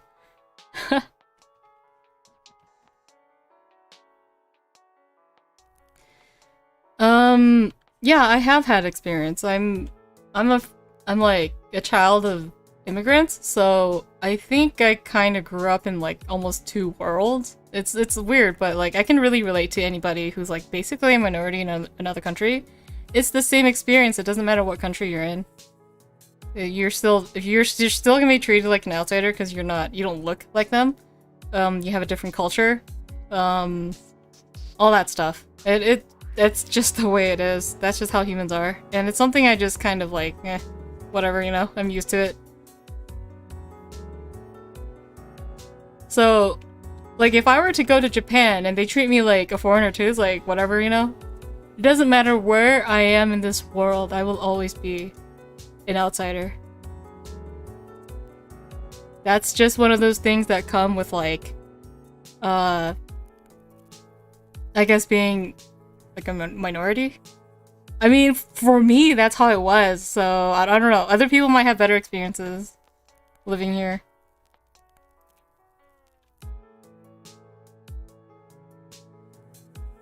Enlighten me, yeah. Enlighten me.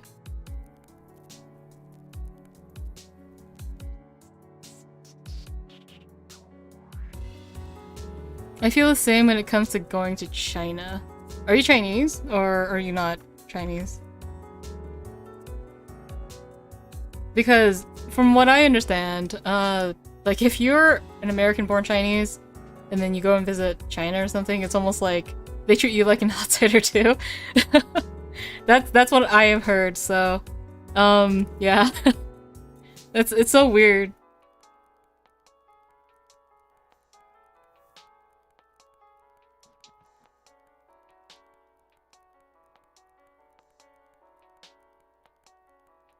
It's because you're not, like, Chinese enough for the ones born in the mainland, I guess, and then you're too... You're not Chinese enough, or like you're too American for them, I guess. Yeah, that's just the way it is. Yeah.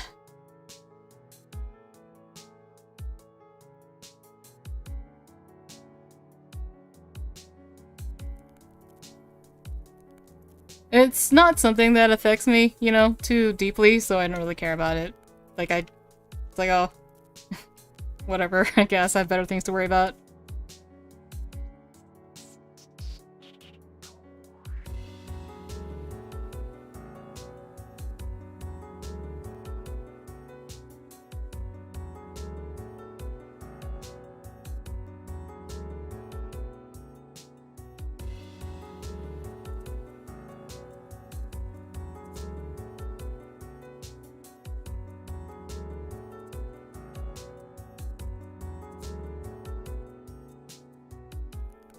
God, Sashi.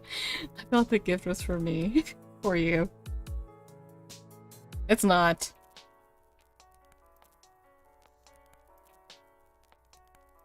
I need to check if the eyes are too big. Sometimes it's hard to tell if you don't draw the, like, lines around the eyes. That's where that's gonna go.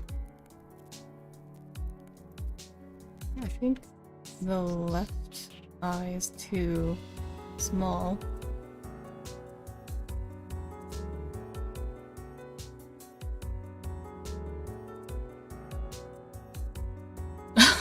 Oh, Penkaku. Why would they say you're Austrian? Do you speak like a Austrian kind of accent or something? A German one?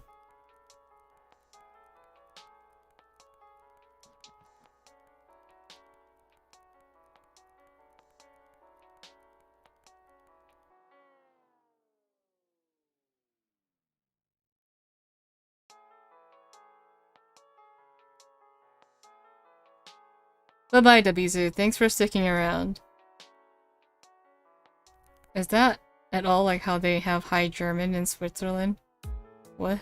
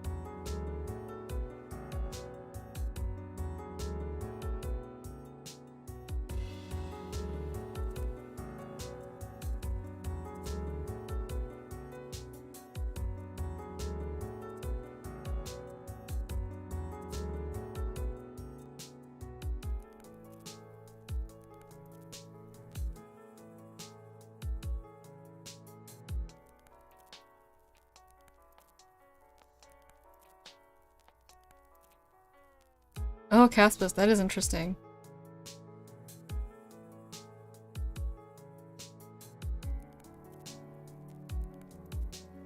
I don't know much about, like, European, like, languages and culture, but it's kind of interesting to hear about that, like how different regions or different places speak a different dialect and stuff, and then, like, they're taught a different way of a language. In a sense, it's kind of like how China is with their dialects. Like, there's so many different kinds. Oh, Negi has a question. What is the question, Negi? Thanks for raising your hand.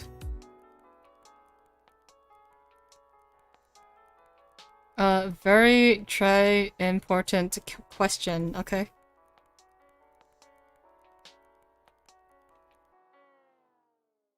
Wait, doesn't tray already mean very?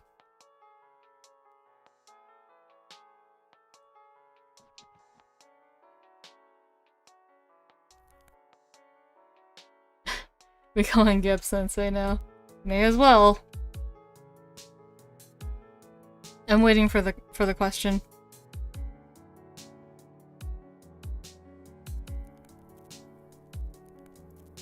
Let's all go back to Tower of Babel and speak one universal language. I think that's what English is supposed to be.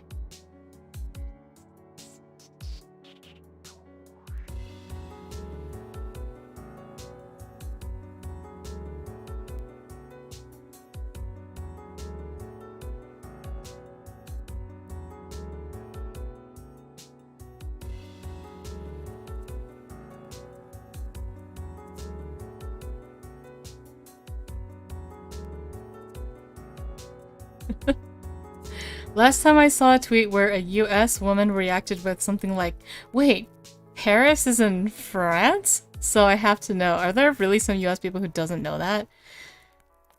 Honestly, from my experience, pretty much everyone I know knows where Paris is.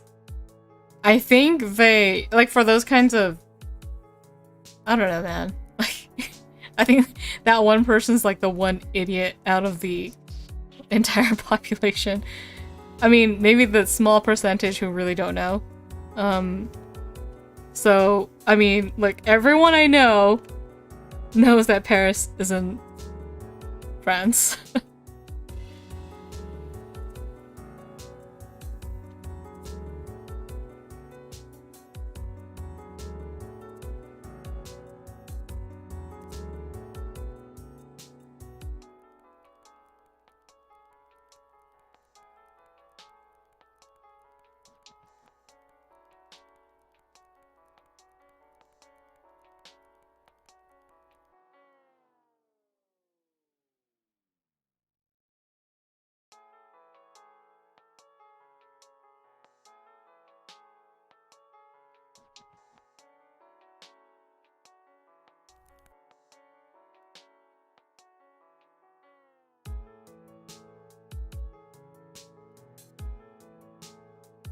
Why do you dislike the France?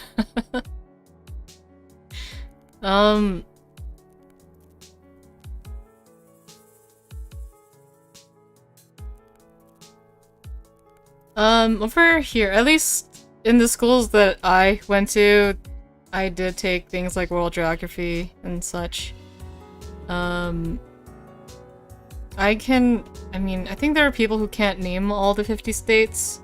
And there are people who don't even know that Puerto Rico, I think, is an American territory. So, yeah. Or like Guam, they don't know that that's also American territory. I don't know, like, I can't really speak for all Americans here, because what I learned, I studied hard to know the things I know. And they stuck with me, but I can't say the same for the rest of this country.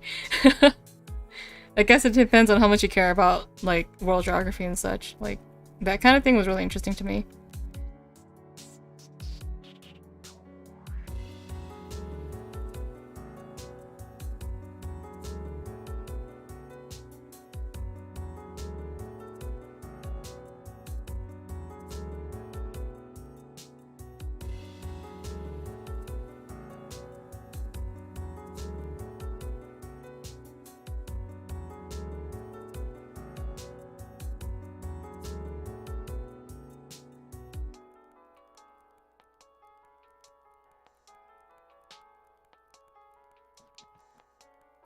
There's a mini Eiffel Tower in the city of Paris, Texas. Huh. That's actually interesting.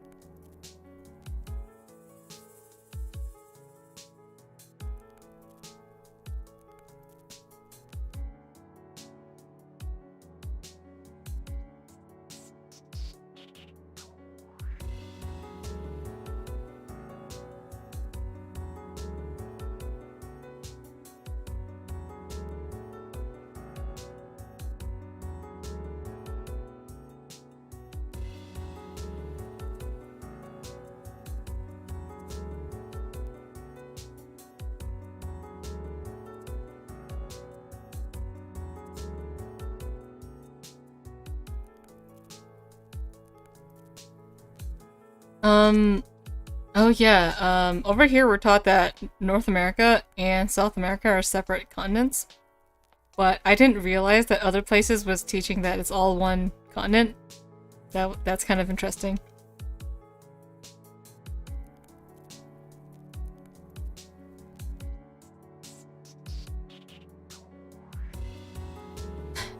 As a European, I sure as fuck couldn't tell you what all the 50 states are called, but I can point at Liberia on a map. I see.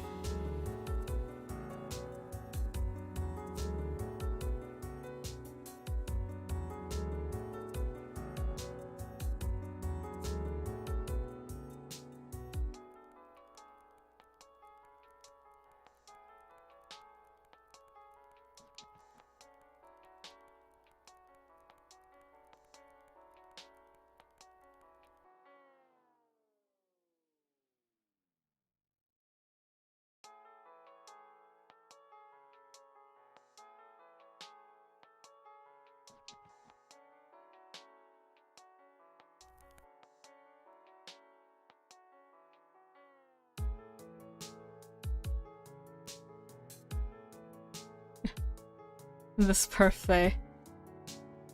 Oh, wasn't Liberia that piano player? Oh, you guys.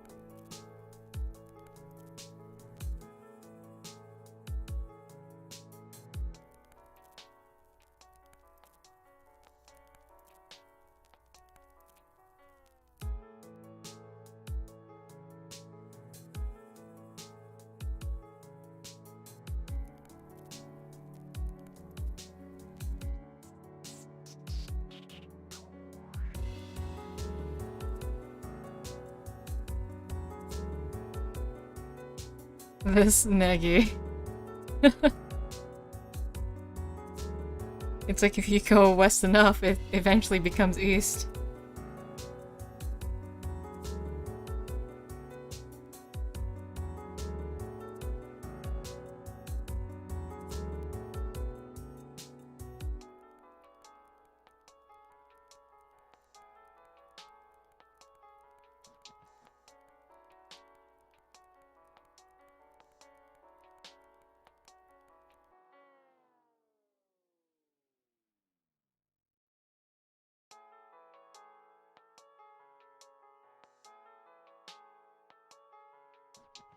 What's up?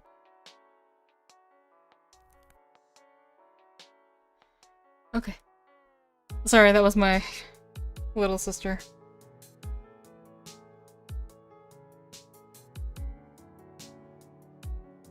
She like appears and then like disappears. I don't know what the hell that was about. Okay. Did your cousin go home? Oh, he left? Okay, try to keep your voice down, okay? Or just keep the noise level down, alright?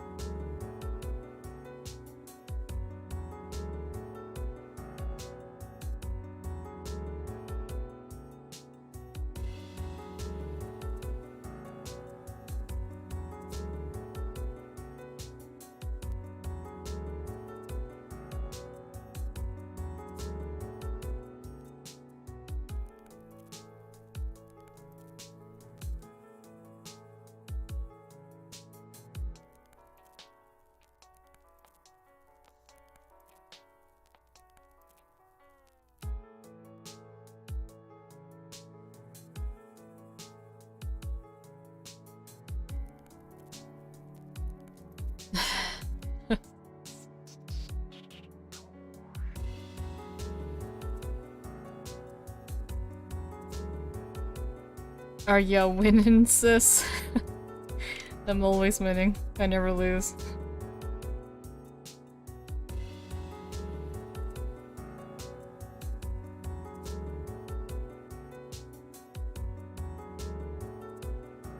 Is it raining or is Gab eating chips or something? No. It might just be noise.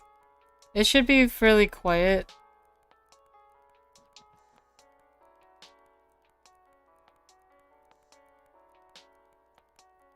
If you do hear something, it could be my air conditioner. Mm-hmm. Starling crackle.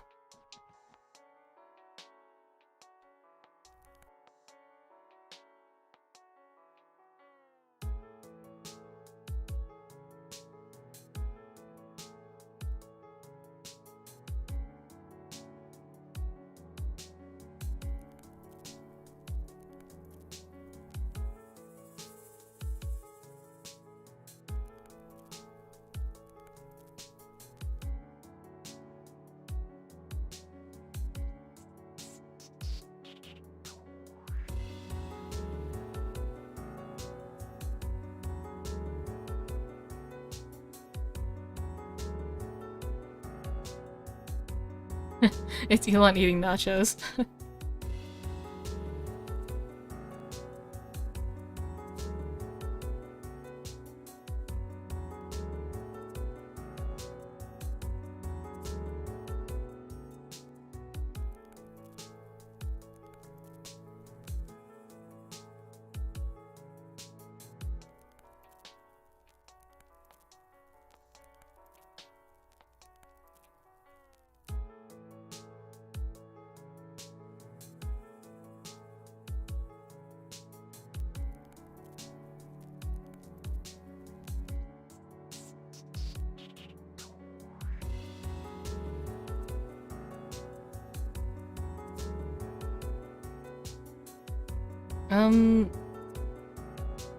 I like nachos too. They're really good.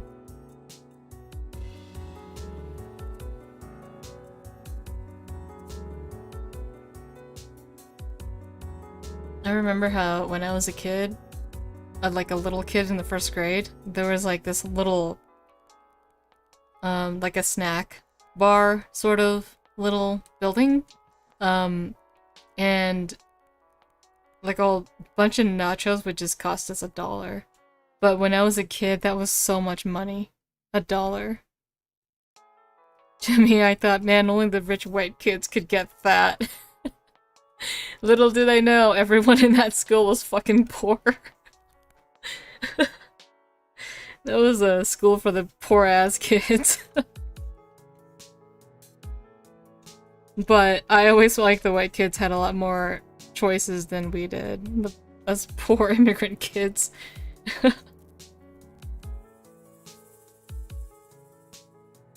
I used to be so shocked when they were able to buy their own stuff. I was like, what? You can buy your own nachos?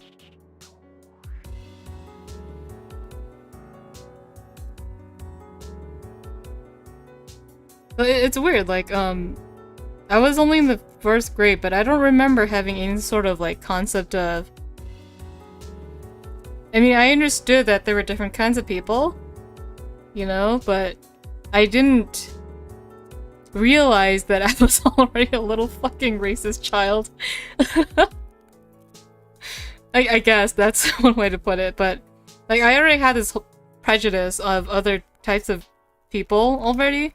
I knew that, like, the Mexican kids, the black kids, and the Asian kids were all dirt poor, right? But then the white kids weren't as poor as us, as we were. And then, like, there was a subcategory of that. So there's, like, a tier. So there was this tier list to me. It was, like, black people equals Mexicans in terms of, like, you know, poverty. And then, like, and then us, fresh off, like, the whole immigrant thing, were the poorest. We were pretty poor. My parents didn't have anything when they came here, so we were pretty, like, really poor. Yeah. Hey, hey, I know that's not like entirely true. I'm just telling you about my thought process as a 6-year-old or something. But I didn't treat anyone any differently just because they're a different race or anything like that. Like I definitely had a whole bunch of different kinds of friends, like Mexican friends and white friends and stuff. But I always knew that we were in a different class in terms of, I guess, financial class. I don't know.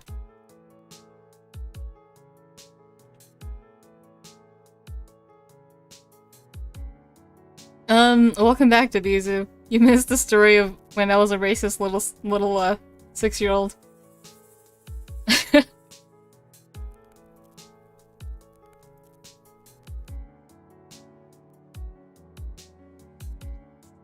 Oh, what?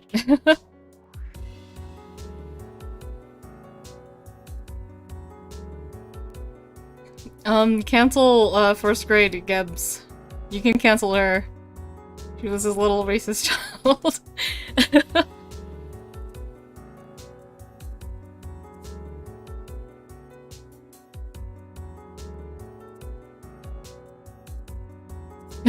Can afford the nachos, tearsless. Yeah. That's what would make you, like, the rich. I would consider you, like, a rich child if you were able to get the nachos. Like, oh, you're so lucky to get the nachos. For $1.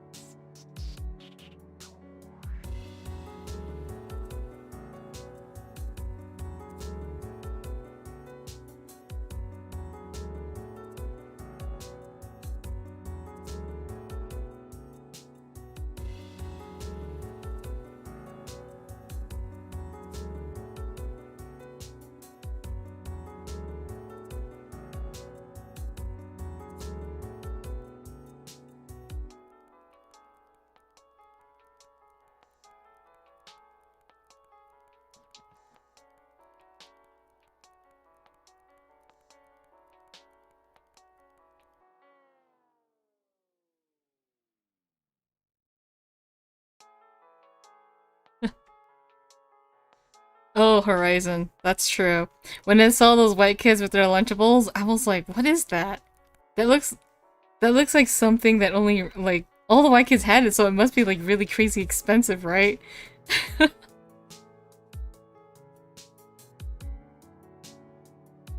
I know this sounds, like, super bad, but, like, when you are a kid who grew up in pretty much poverty, um, and then you see these other kids who are different from you, they are able to have other things that you don't have, you start to formulate these sort of ideas already that they must have more than you, I guess. It's not like something I was taught or anything, it's just what I was seeing. And I think that's why I was thinking stuff like that already. Like, oh, the white kids get to have this, and then the black kids do this, and the Mexican kids do that, you know, like, oh, I see.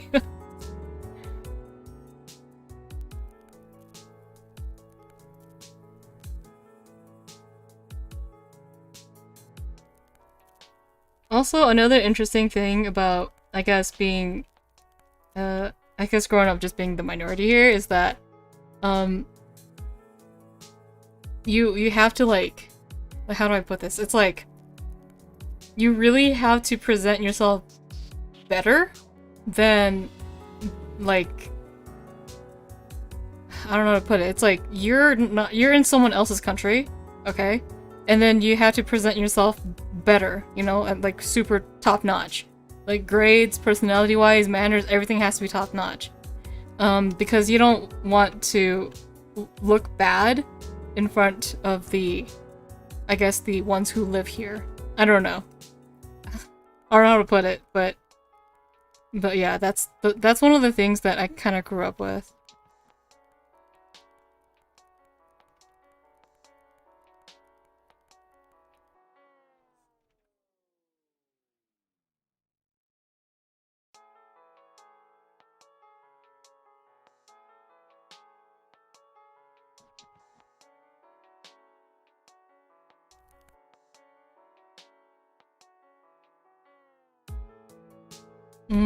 Yeah. I don't know if, like, I don't know if you guys are, like, not the minority, or if you're other minorities, I don't know if you guys also had to do that. Like, you have to, since you don't, this isn't, like, your country, like, you should really try to present yourself better or something. Like, you had to go by their rules, you have to, like, you know, like, yeah. Like, if they say that you have to do things like this, then you do that, you know? And I think that actually put me as a target of bullying at one point, because, like, I thought that it was just, since I'm, like, I'm not one of them, I guess. Yeah, I used to just listen to anything that these white kids would tell me, I guess, because I thought that was what white people did. So I would just listen to everything they told me to do and things, you know, when I was a little kid.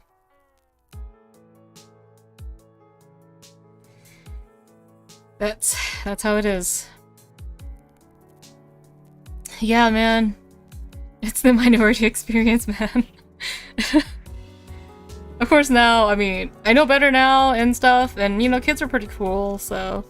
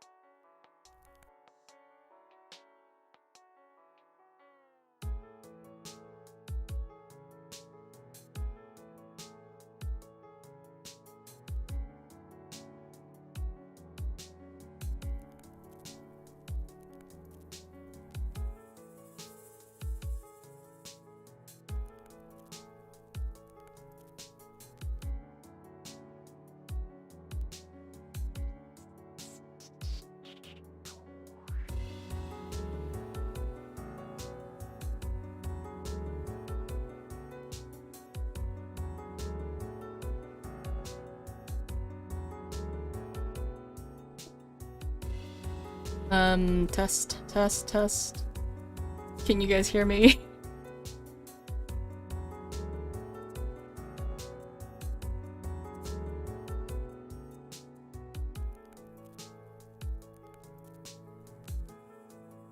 Oh, okay. Thanks. My stepmother came in, so I muted the mic, but I pushed the button on my mic.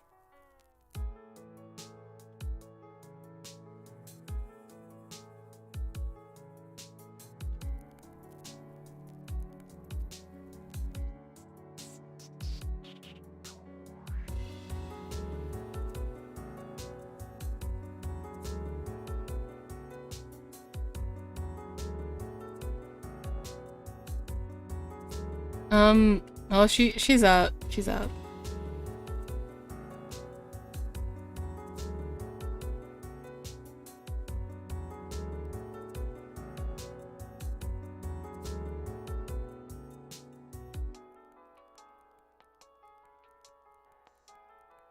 I like how they just sort of come in randomly.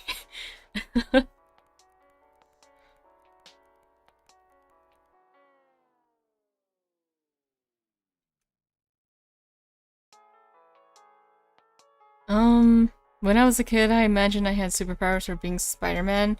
With that in mind, I didn't need the appreciation of the others to be what I hoped to be. Wow.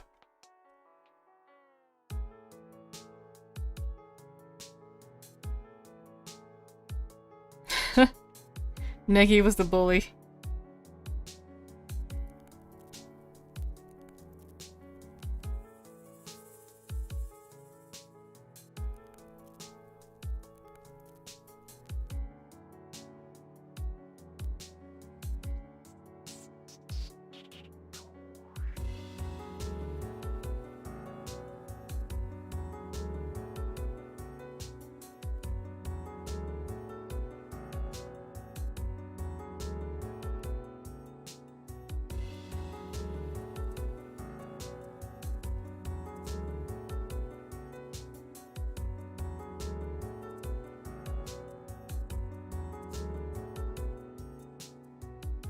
I never got bullied in school because I was tall as fuck.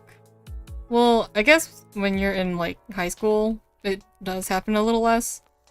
Because for me, it did happen less when I reached, like, high school.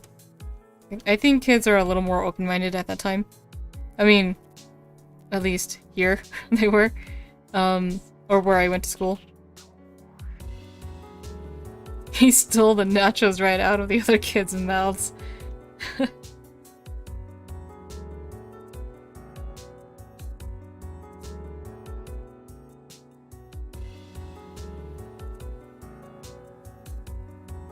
Oh, I'm sorry, Ia.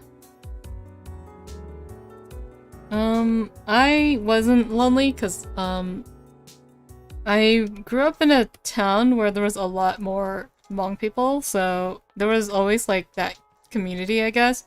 Because there were so many of us, like, I had a lot more Hmong friends than I did other types of friends. Only because they were really close, like, we all lived really in the same apartment complex, apartment buildings or whatever. So I had that. And pretty much all the other kids spoke Hmong too. I did too. We all spoke it. So so I had a lot more Hmong friends than I did, like, yeah, the other types of kids. So it was yeah. It is kind of weird when I think about it now. Like, I had this one Mexican friend in the 1st grade, and I had moved away in the 2nd grade, and then I came back in the 8th grade, and he still remembered me. I was like, whoa, that's good, that's wild. But that's really cool though. So that kind of thing does happen, but I don't even, like, talk to any of those childhood friends of mine anymore that are Hmong. But I, like, still sort of roughly keep in touch with some other childhood friends. It's kind of interesting to see how these kids are actually still the same personality-wise, even while they're older. Like, our personalities don't really change. It's just our, I guess, just our knowledge that changes.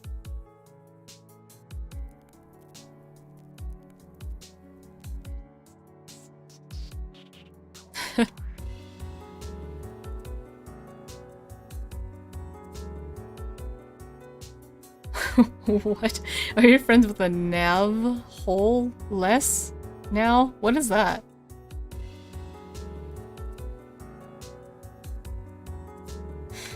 Yeah. You just have to pay the bills. I have to pay the bills. It sucks.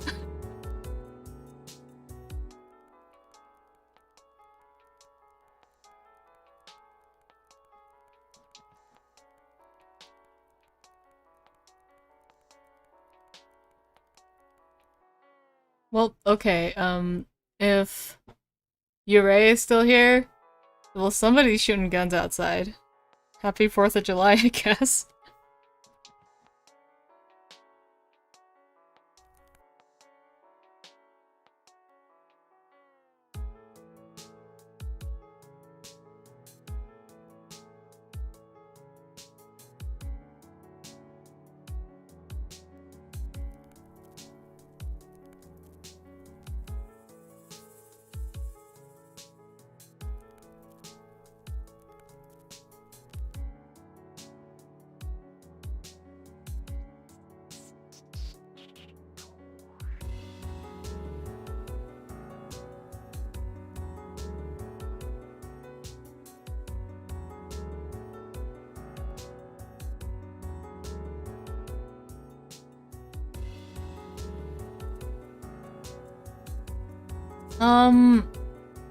Guns are, surprisingly, they're safer to use here than fireworks.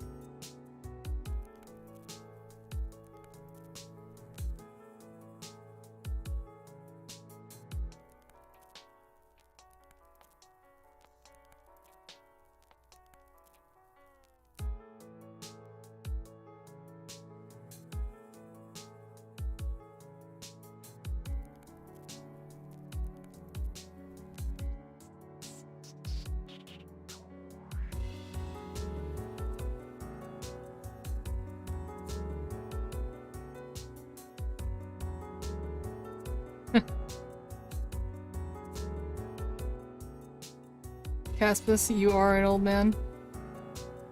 I'm an old lady.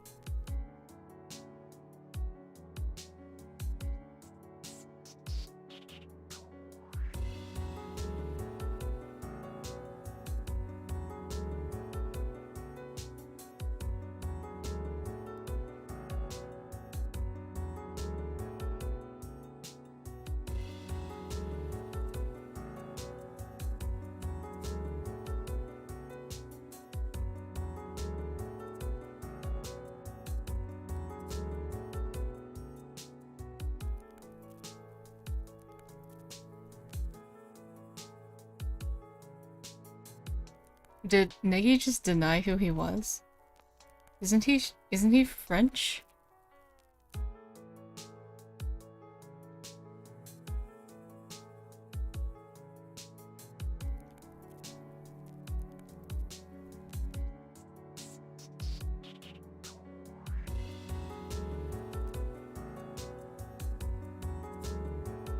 Well,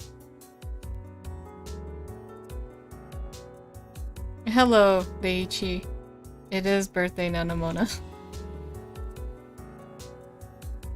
A late one.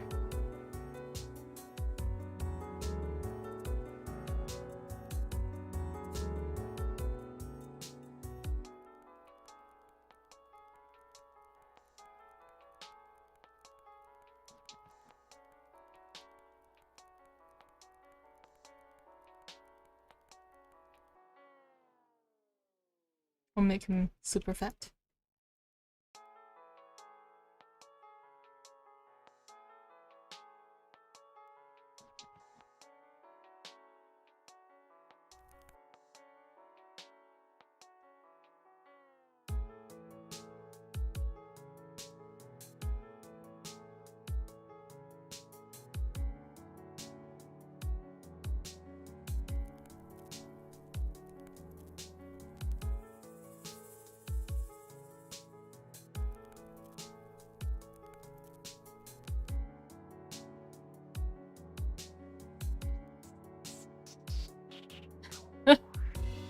Oh, you guys.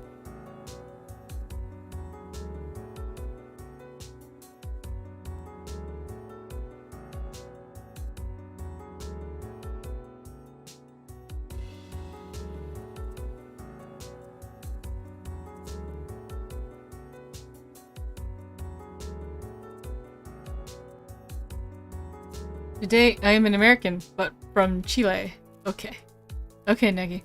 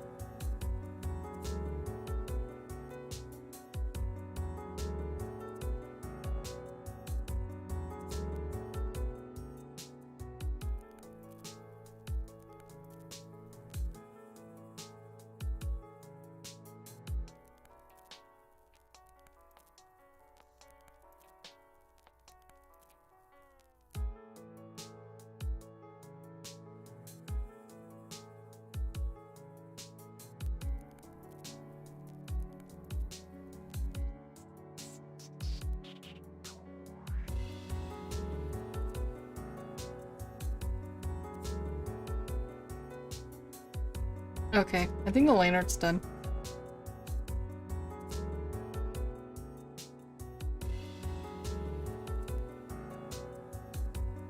Oh shit, I drew her the horn thinking on the wrong side. Damn it. Alright, bye-bye Horizon. Thanks for dropping by.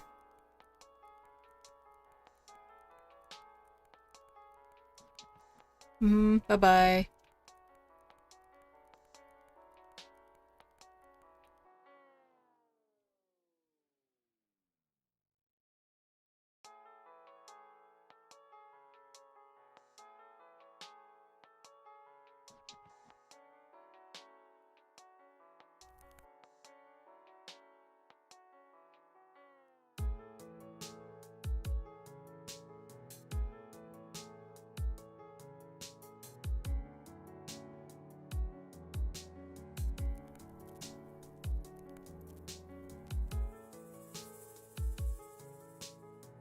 Okay, filling in this is gonna take... It's gonna be annoying because there's a bunch of holes.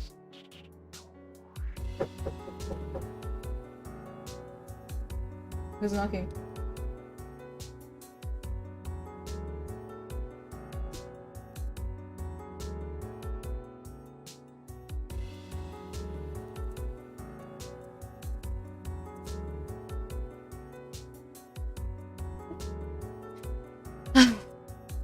Sorry about that. Did you guys hear that? The knock?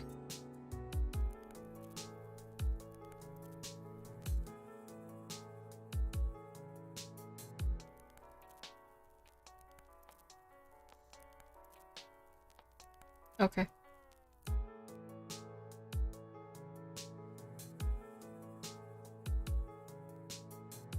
It was just one of my relatives. They have come to feast on the bear. Kind of funny.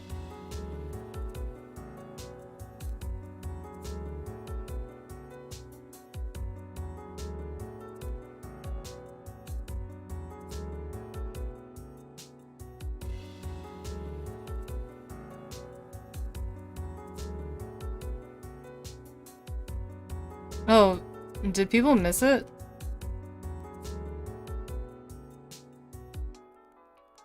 This Neggy. No, it was just my relative.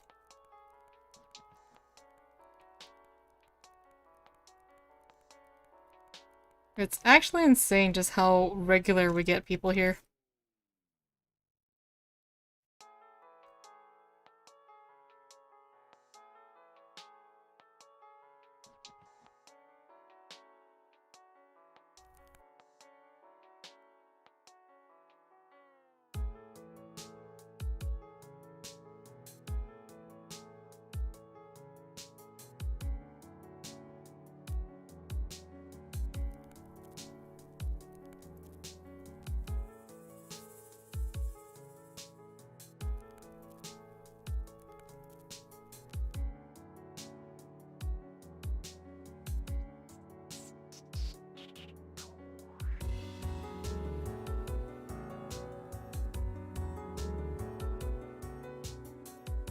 Evil Shadow. It has been a while.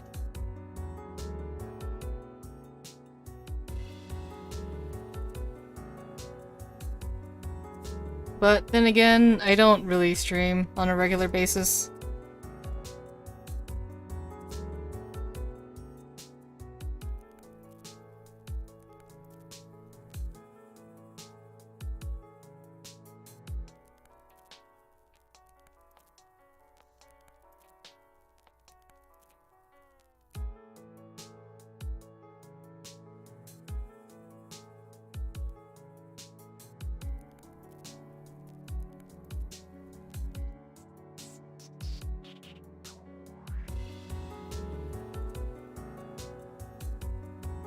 Help, my mountains are too popular.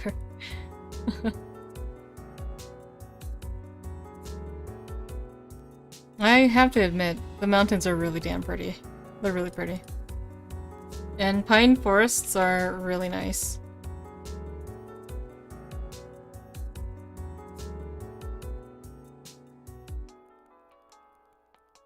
Goodbye, Penkaku.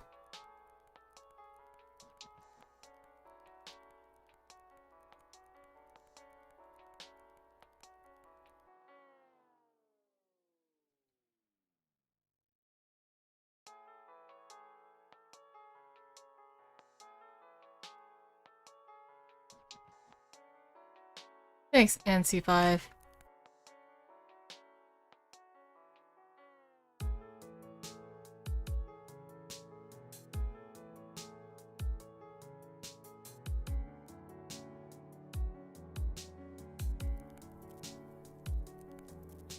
I didn't really take any pictures of, like, the camp itself because there's, like, people.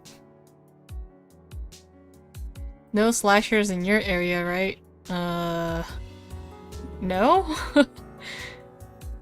If there were, we have our neighbors to blame.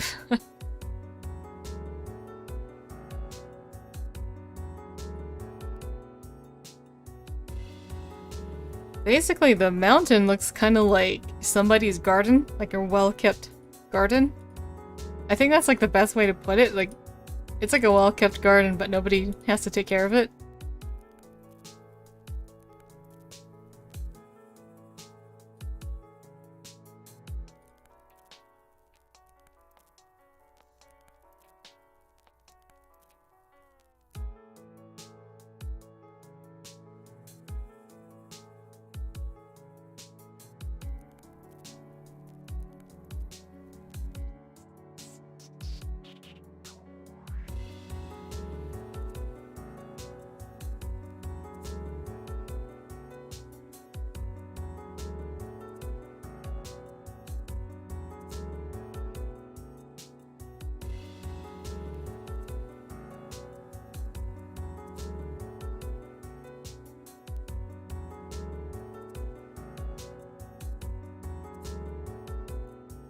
I would do line arts like this more often if it wasn't such a pain in the ass to color.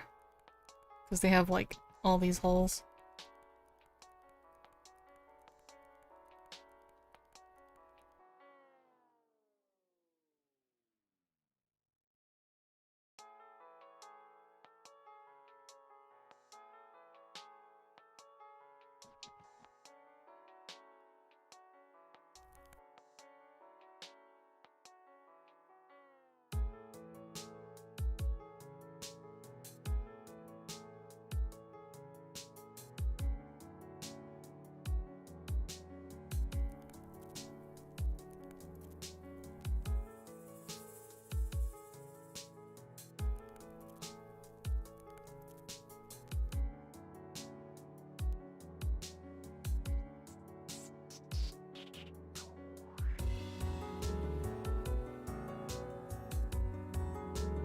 Where's the hole?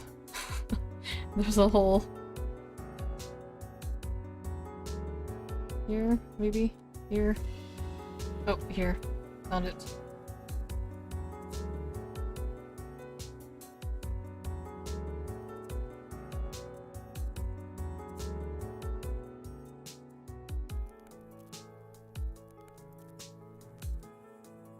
Just now, actually.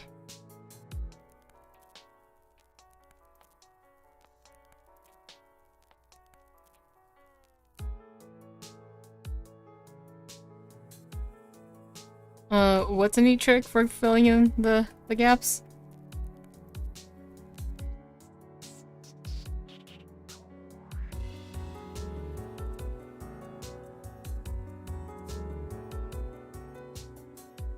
I kind of literally just fill in the gaps.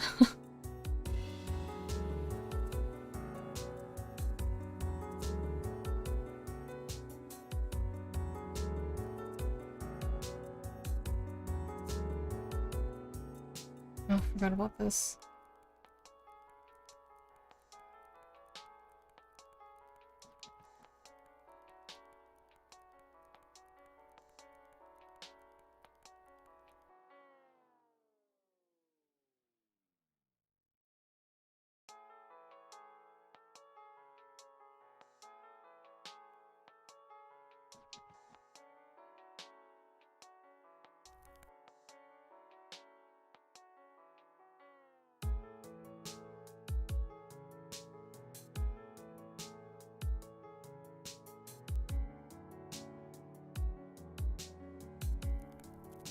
Oh, Alice, you have family visiting? Wow. Well, I guess it is July 4th. People are having stuff to do. People are at AX. Actually, maybe not anymore. The artist hall should be closed by now. In fact, people should be rushing to go to the airports around this time.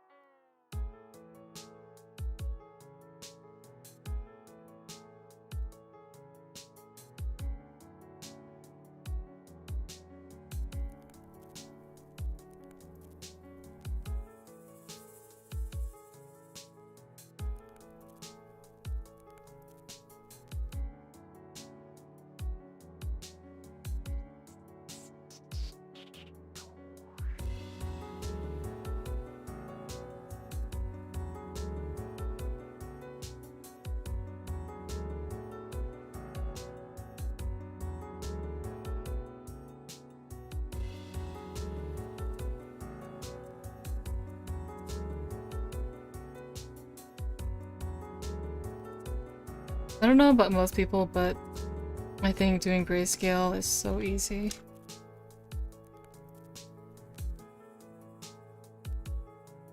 All I know is that Wee hates it. Or like, she doesn't like doing it as much as coloring. Understandable.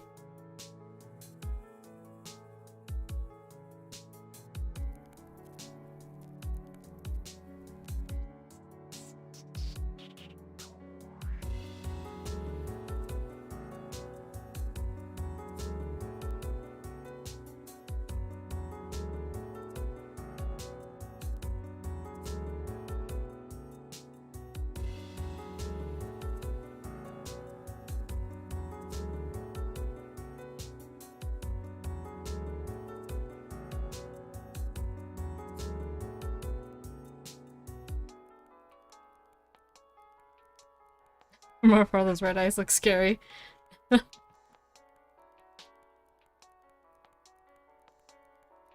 Anything that's not colored is easier for me. Yeah, I agree.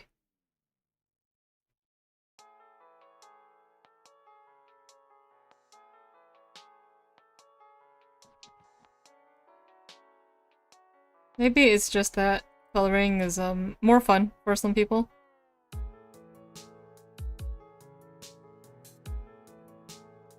And I can see that, but man, I'm not into coloring. I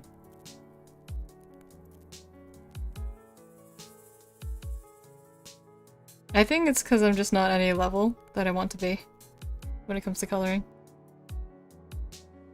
I wish I was better at it.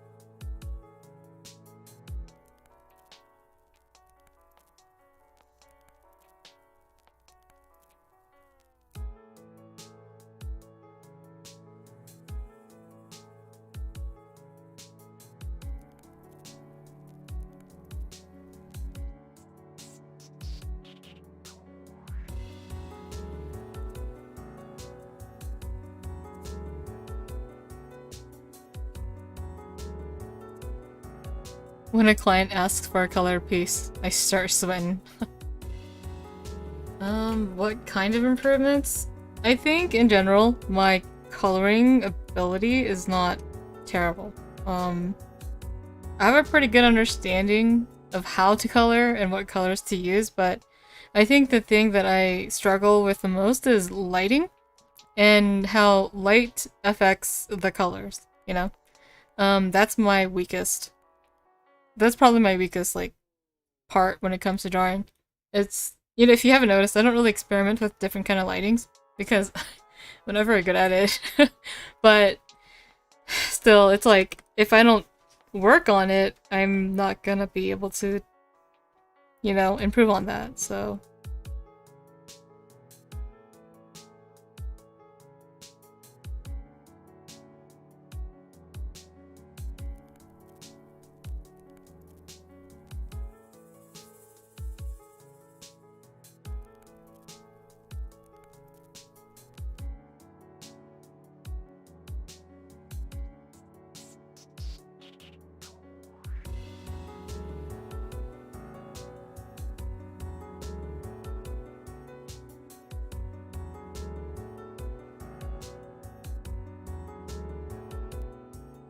No gifts, no experimenting, only improvement.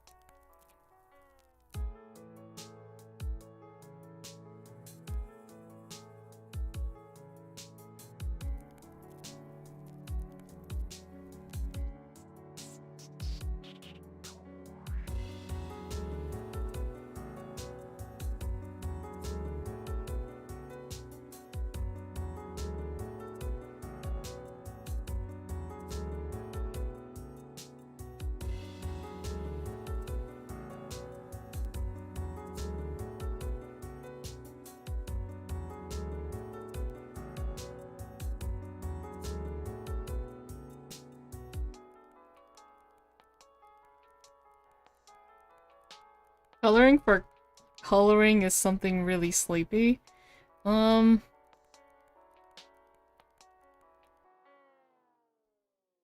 I guess. I think I know what you mean. Oh, hello PK Mamsters. Thanks for dropping by.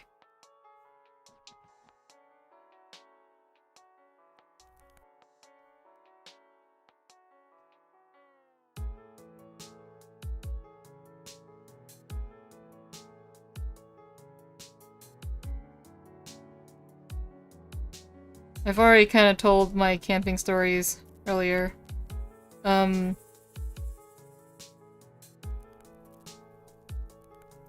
Yeah.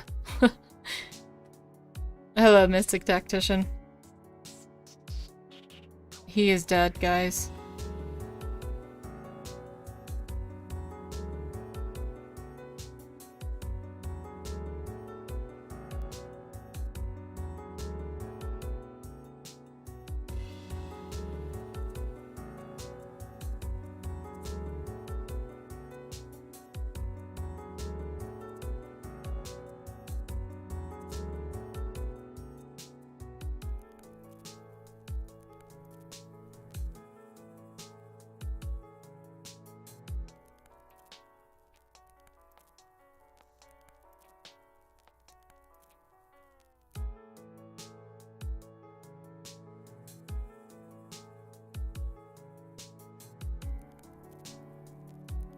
What makes line art so line arty? What do you mean? What do you mean by that?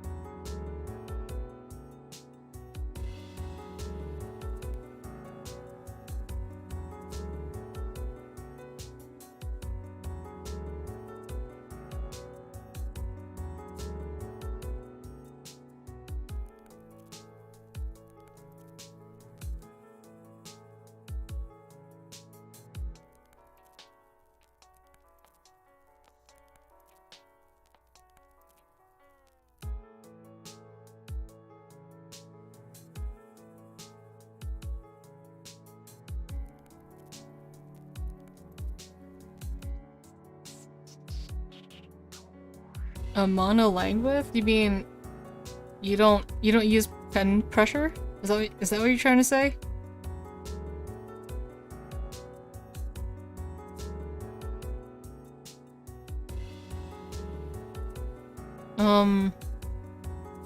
I guess like the best way to describe it when it comes to line art is that you want to keep your lines consistent. Oops.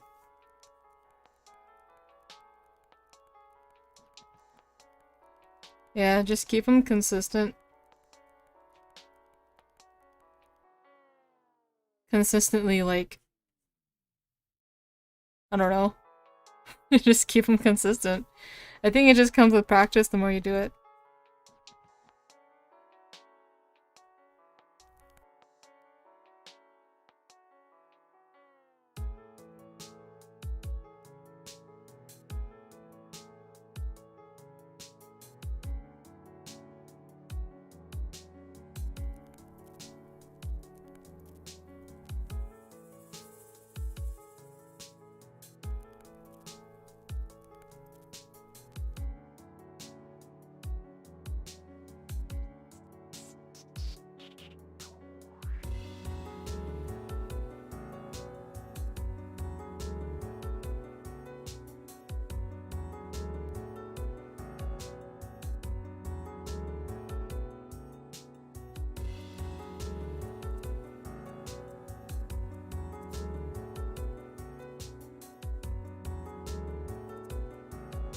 I'm gonna use an airbrush here. I never use an airbrush, but here I am, airbrushing away.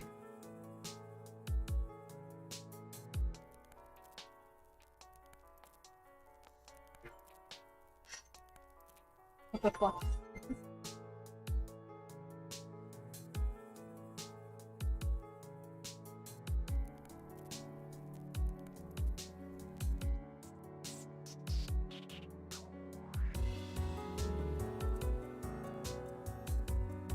How do you hang up on an iPhone?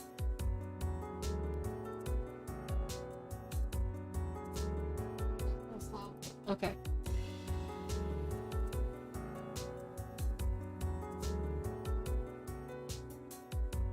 Well, airbrush looks cheap. Yeah, I'm not doing that again. Looks pretty ugly. I'll just do my usual. Which is this.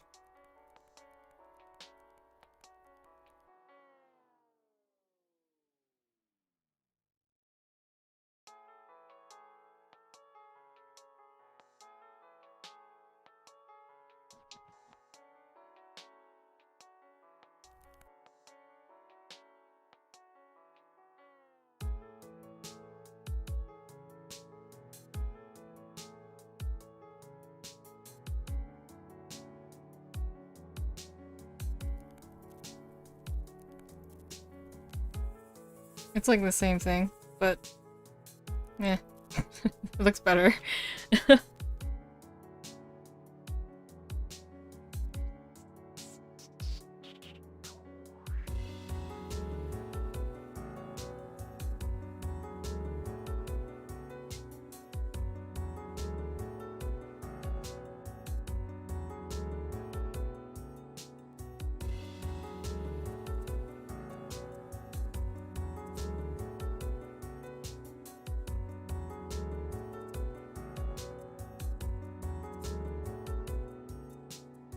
Normally, I keep these smaller shadows on a different layer,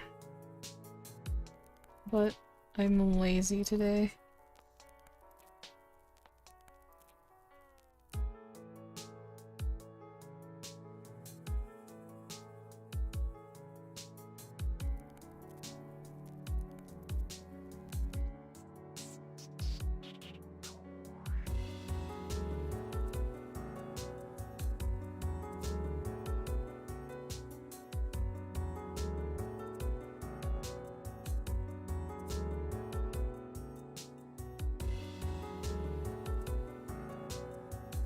Oh, that's just gonna be a whole solid shadow right there.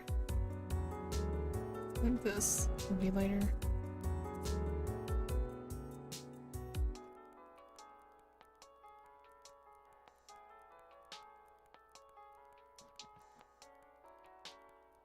Bye-bye, Ian. Have fun. Hello, Faye. I don't know how long I've been streaming for now. It feels like a while. I've never noticed how big the booba is on your avatar before. Oh.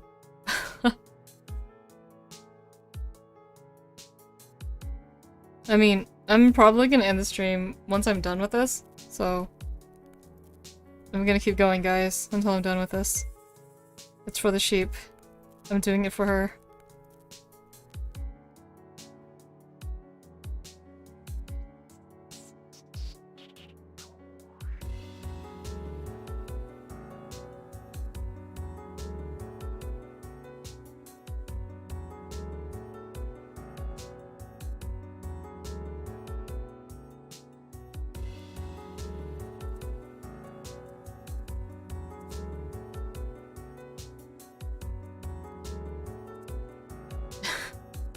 I did ask reopen stream just for that. I'll be back later. Okay.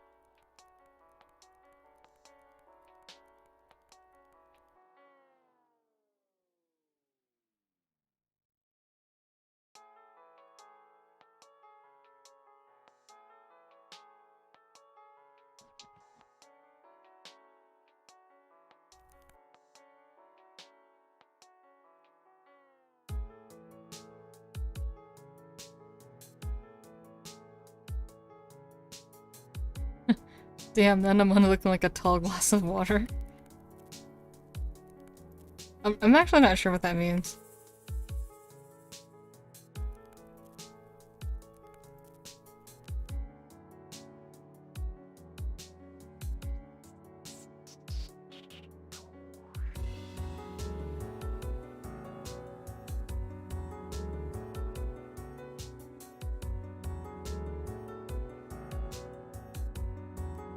Oh, by the way, did any of you guys manage to get, the Xenoblade 3 Special Edition in English?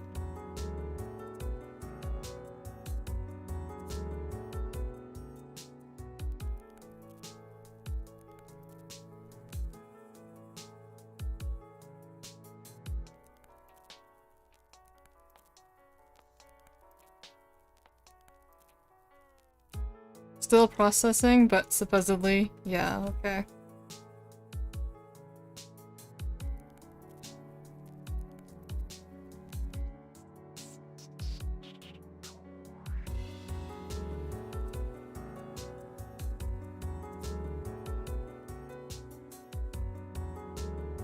Couldn't life hack like you did. Yeah, I was lucky to just have someone like we in Japan to help me get it. Yeah, I don't know why it's called Special Edition in English. American English.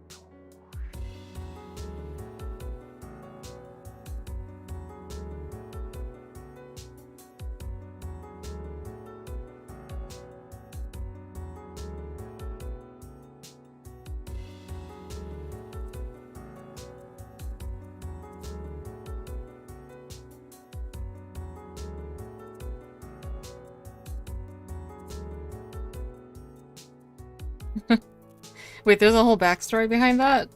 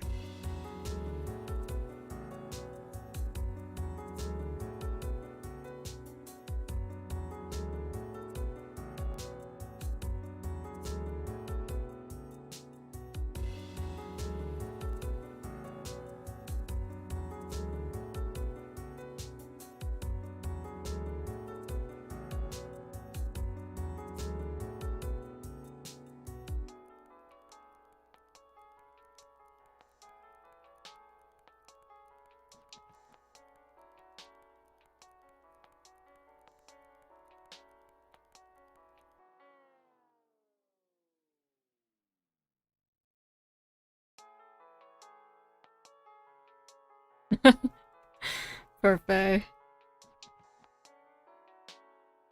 Yeah, imagine if that actually happened, because Fire Emblem was supposed to be dead at Awakening, and Xenoblade never made it to... Like, originally, it was never supposed to make it over here. And now they're, like, super big, I would say. As far as JRPGs go.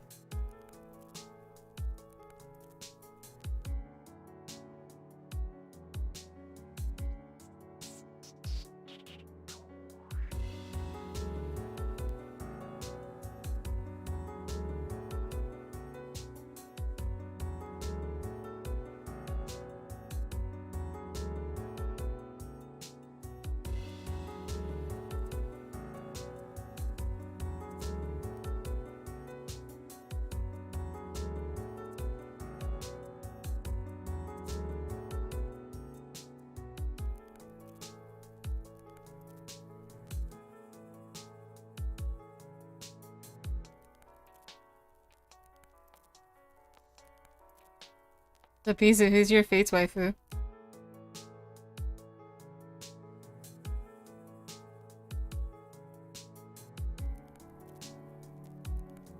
And yeah, Mercedes is pretty good.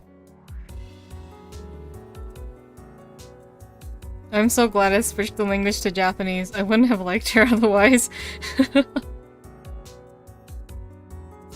I switched the game to Japanese and kept it that way just for Mercedes. I'm not into her dubbed voice. It's not sweet and cute like how she's supposed to be. So...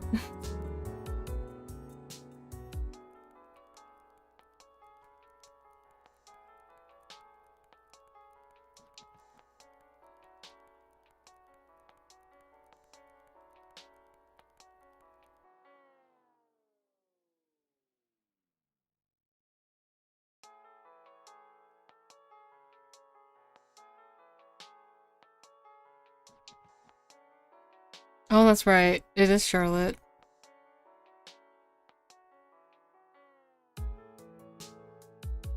You mentioned it once. I just don't remember if it was you, so...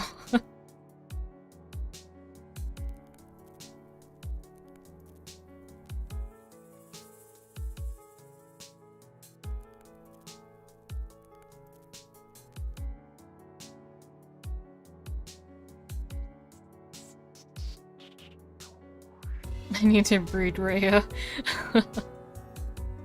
Okay. I mean, you could, technically.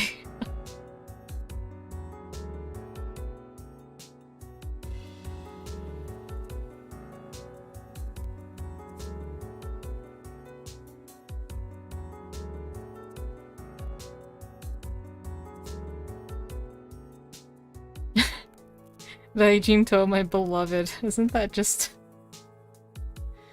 That's just a sword, right? Right?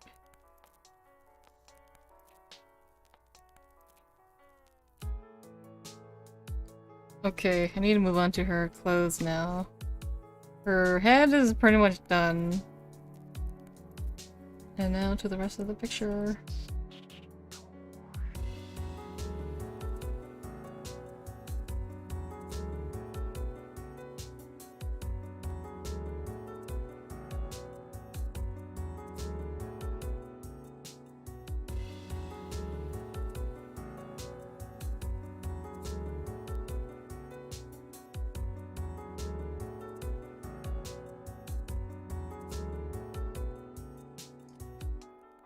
Oh, Negi, so you married your friend's daughter. Cool.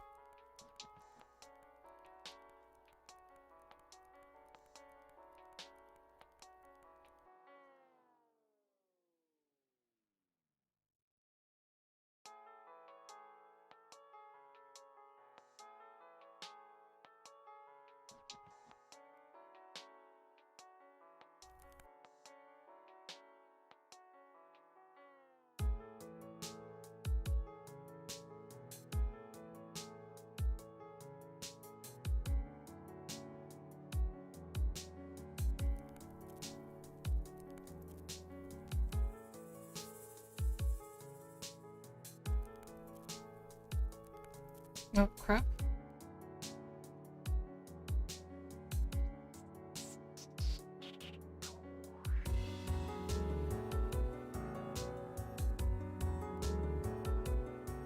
I should make them the square pupils. Dial hand soap sold out. Man, why? For you.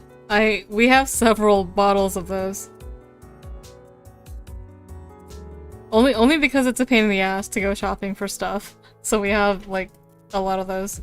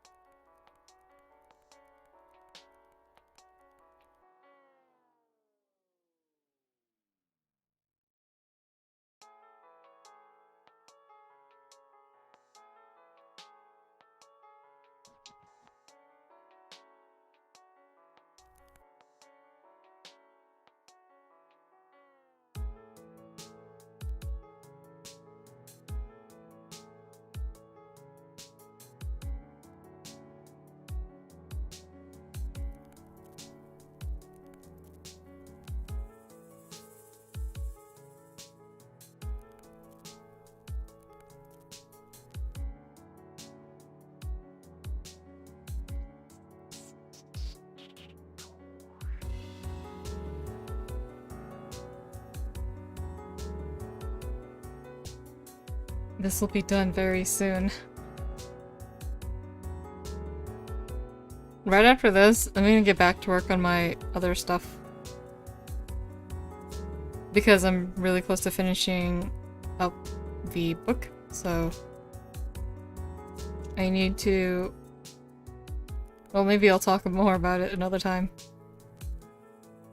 There are several things I have planned.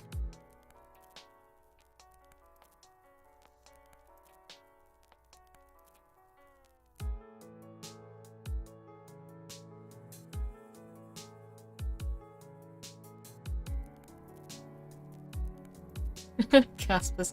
Just as long as Kra marries random villager, all is right in the world.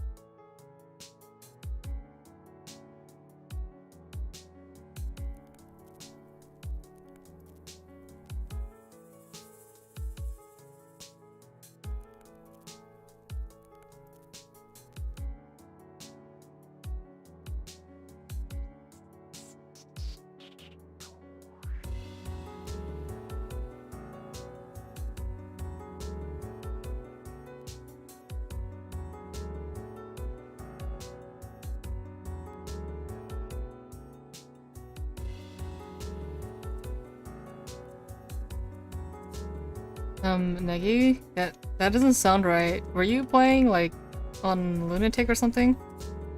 Or whatever?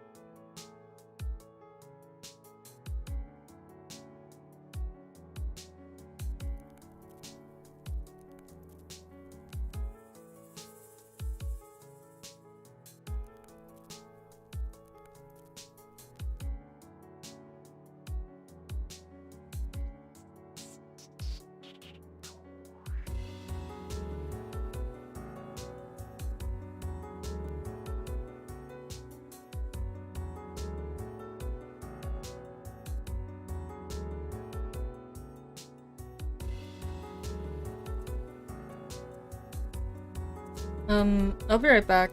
Bathroom break.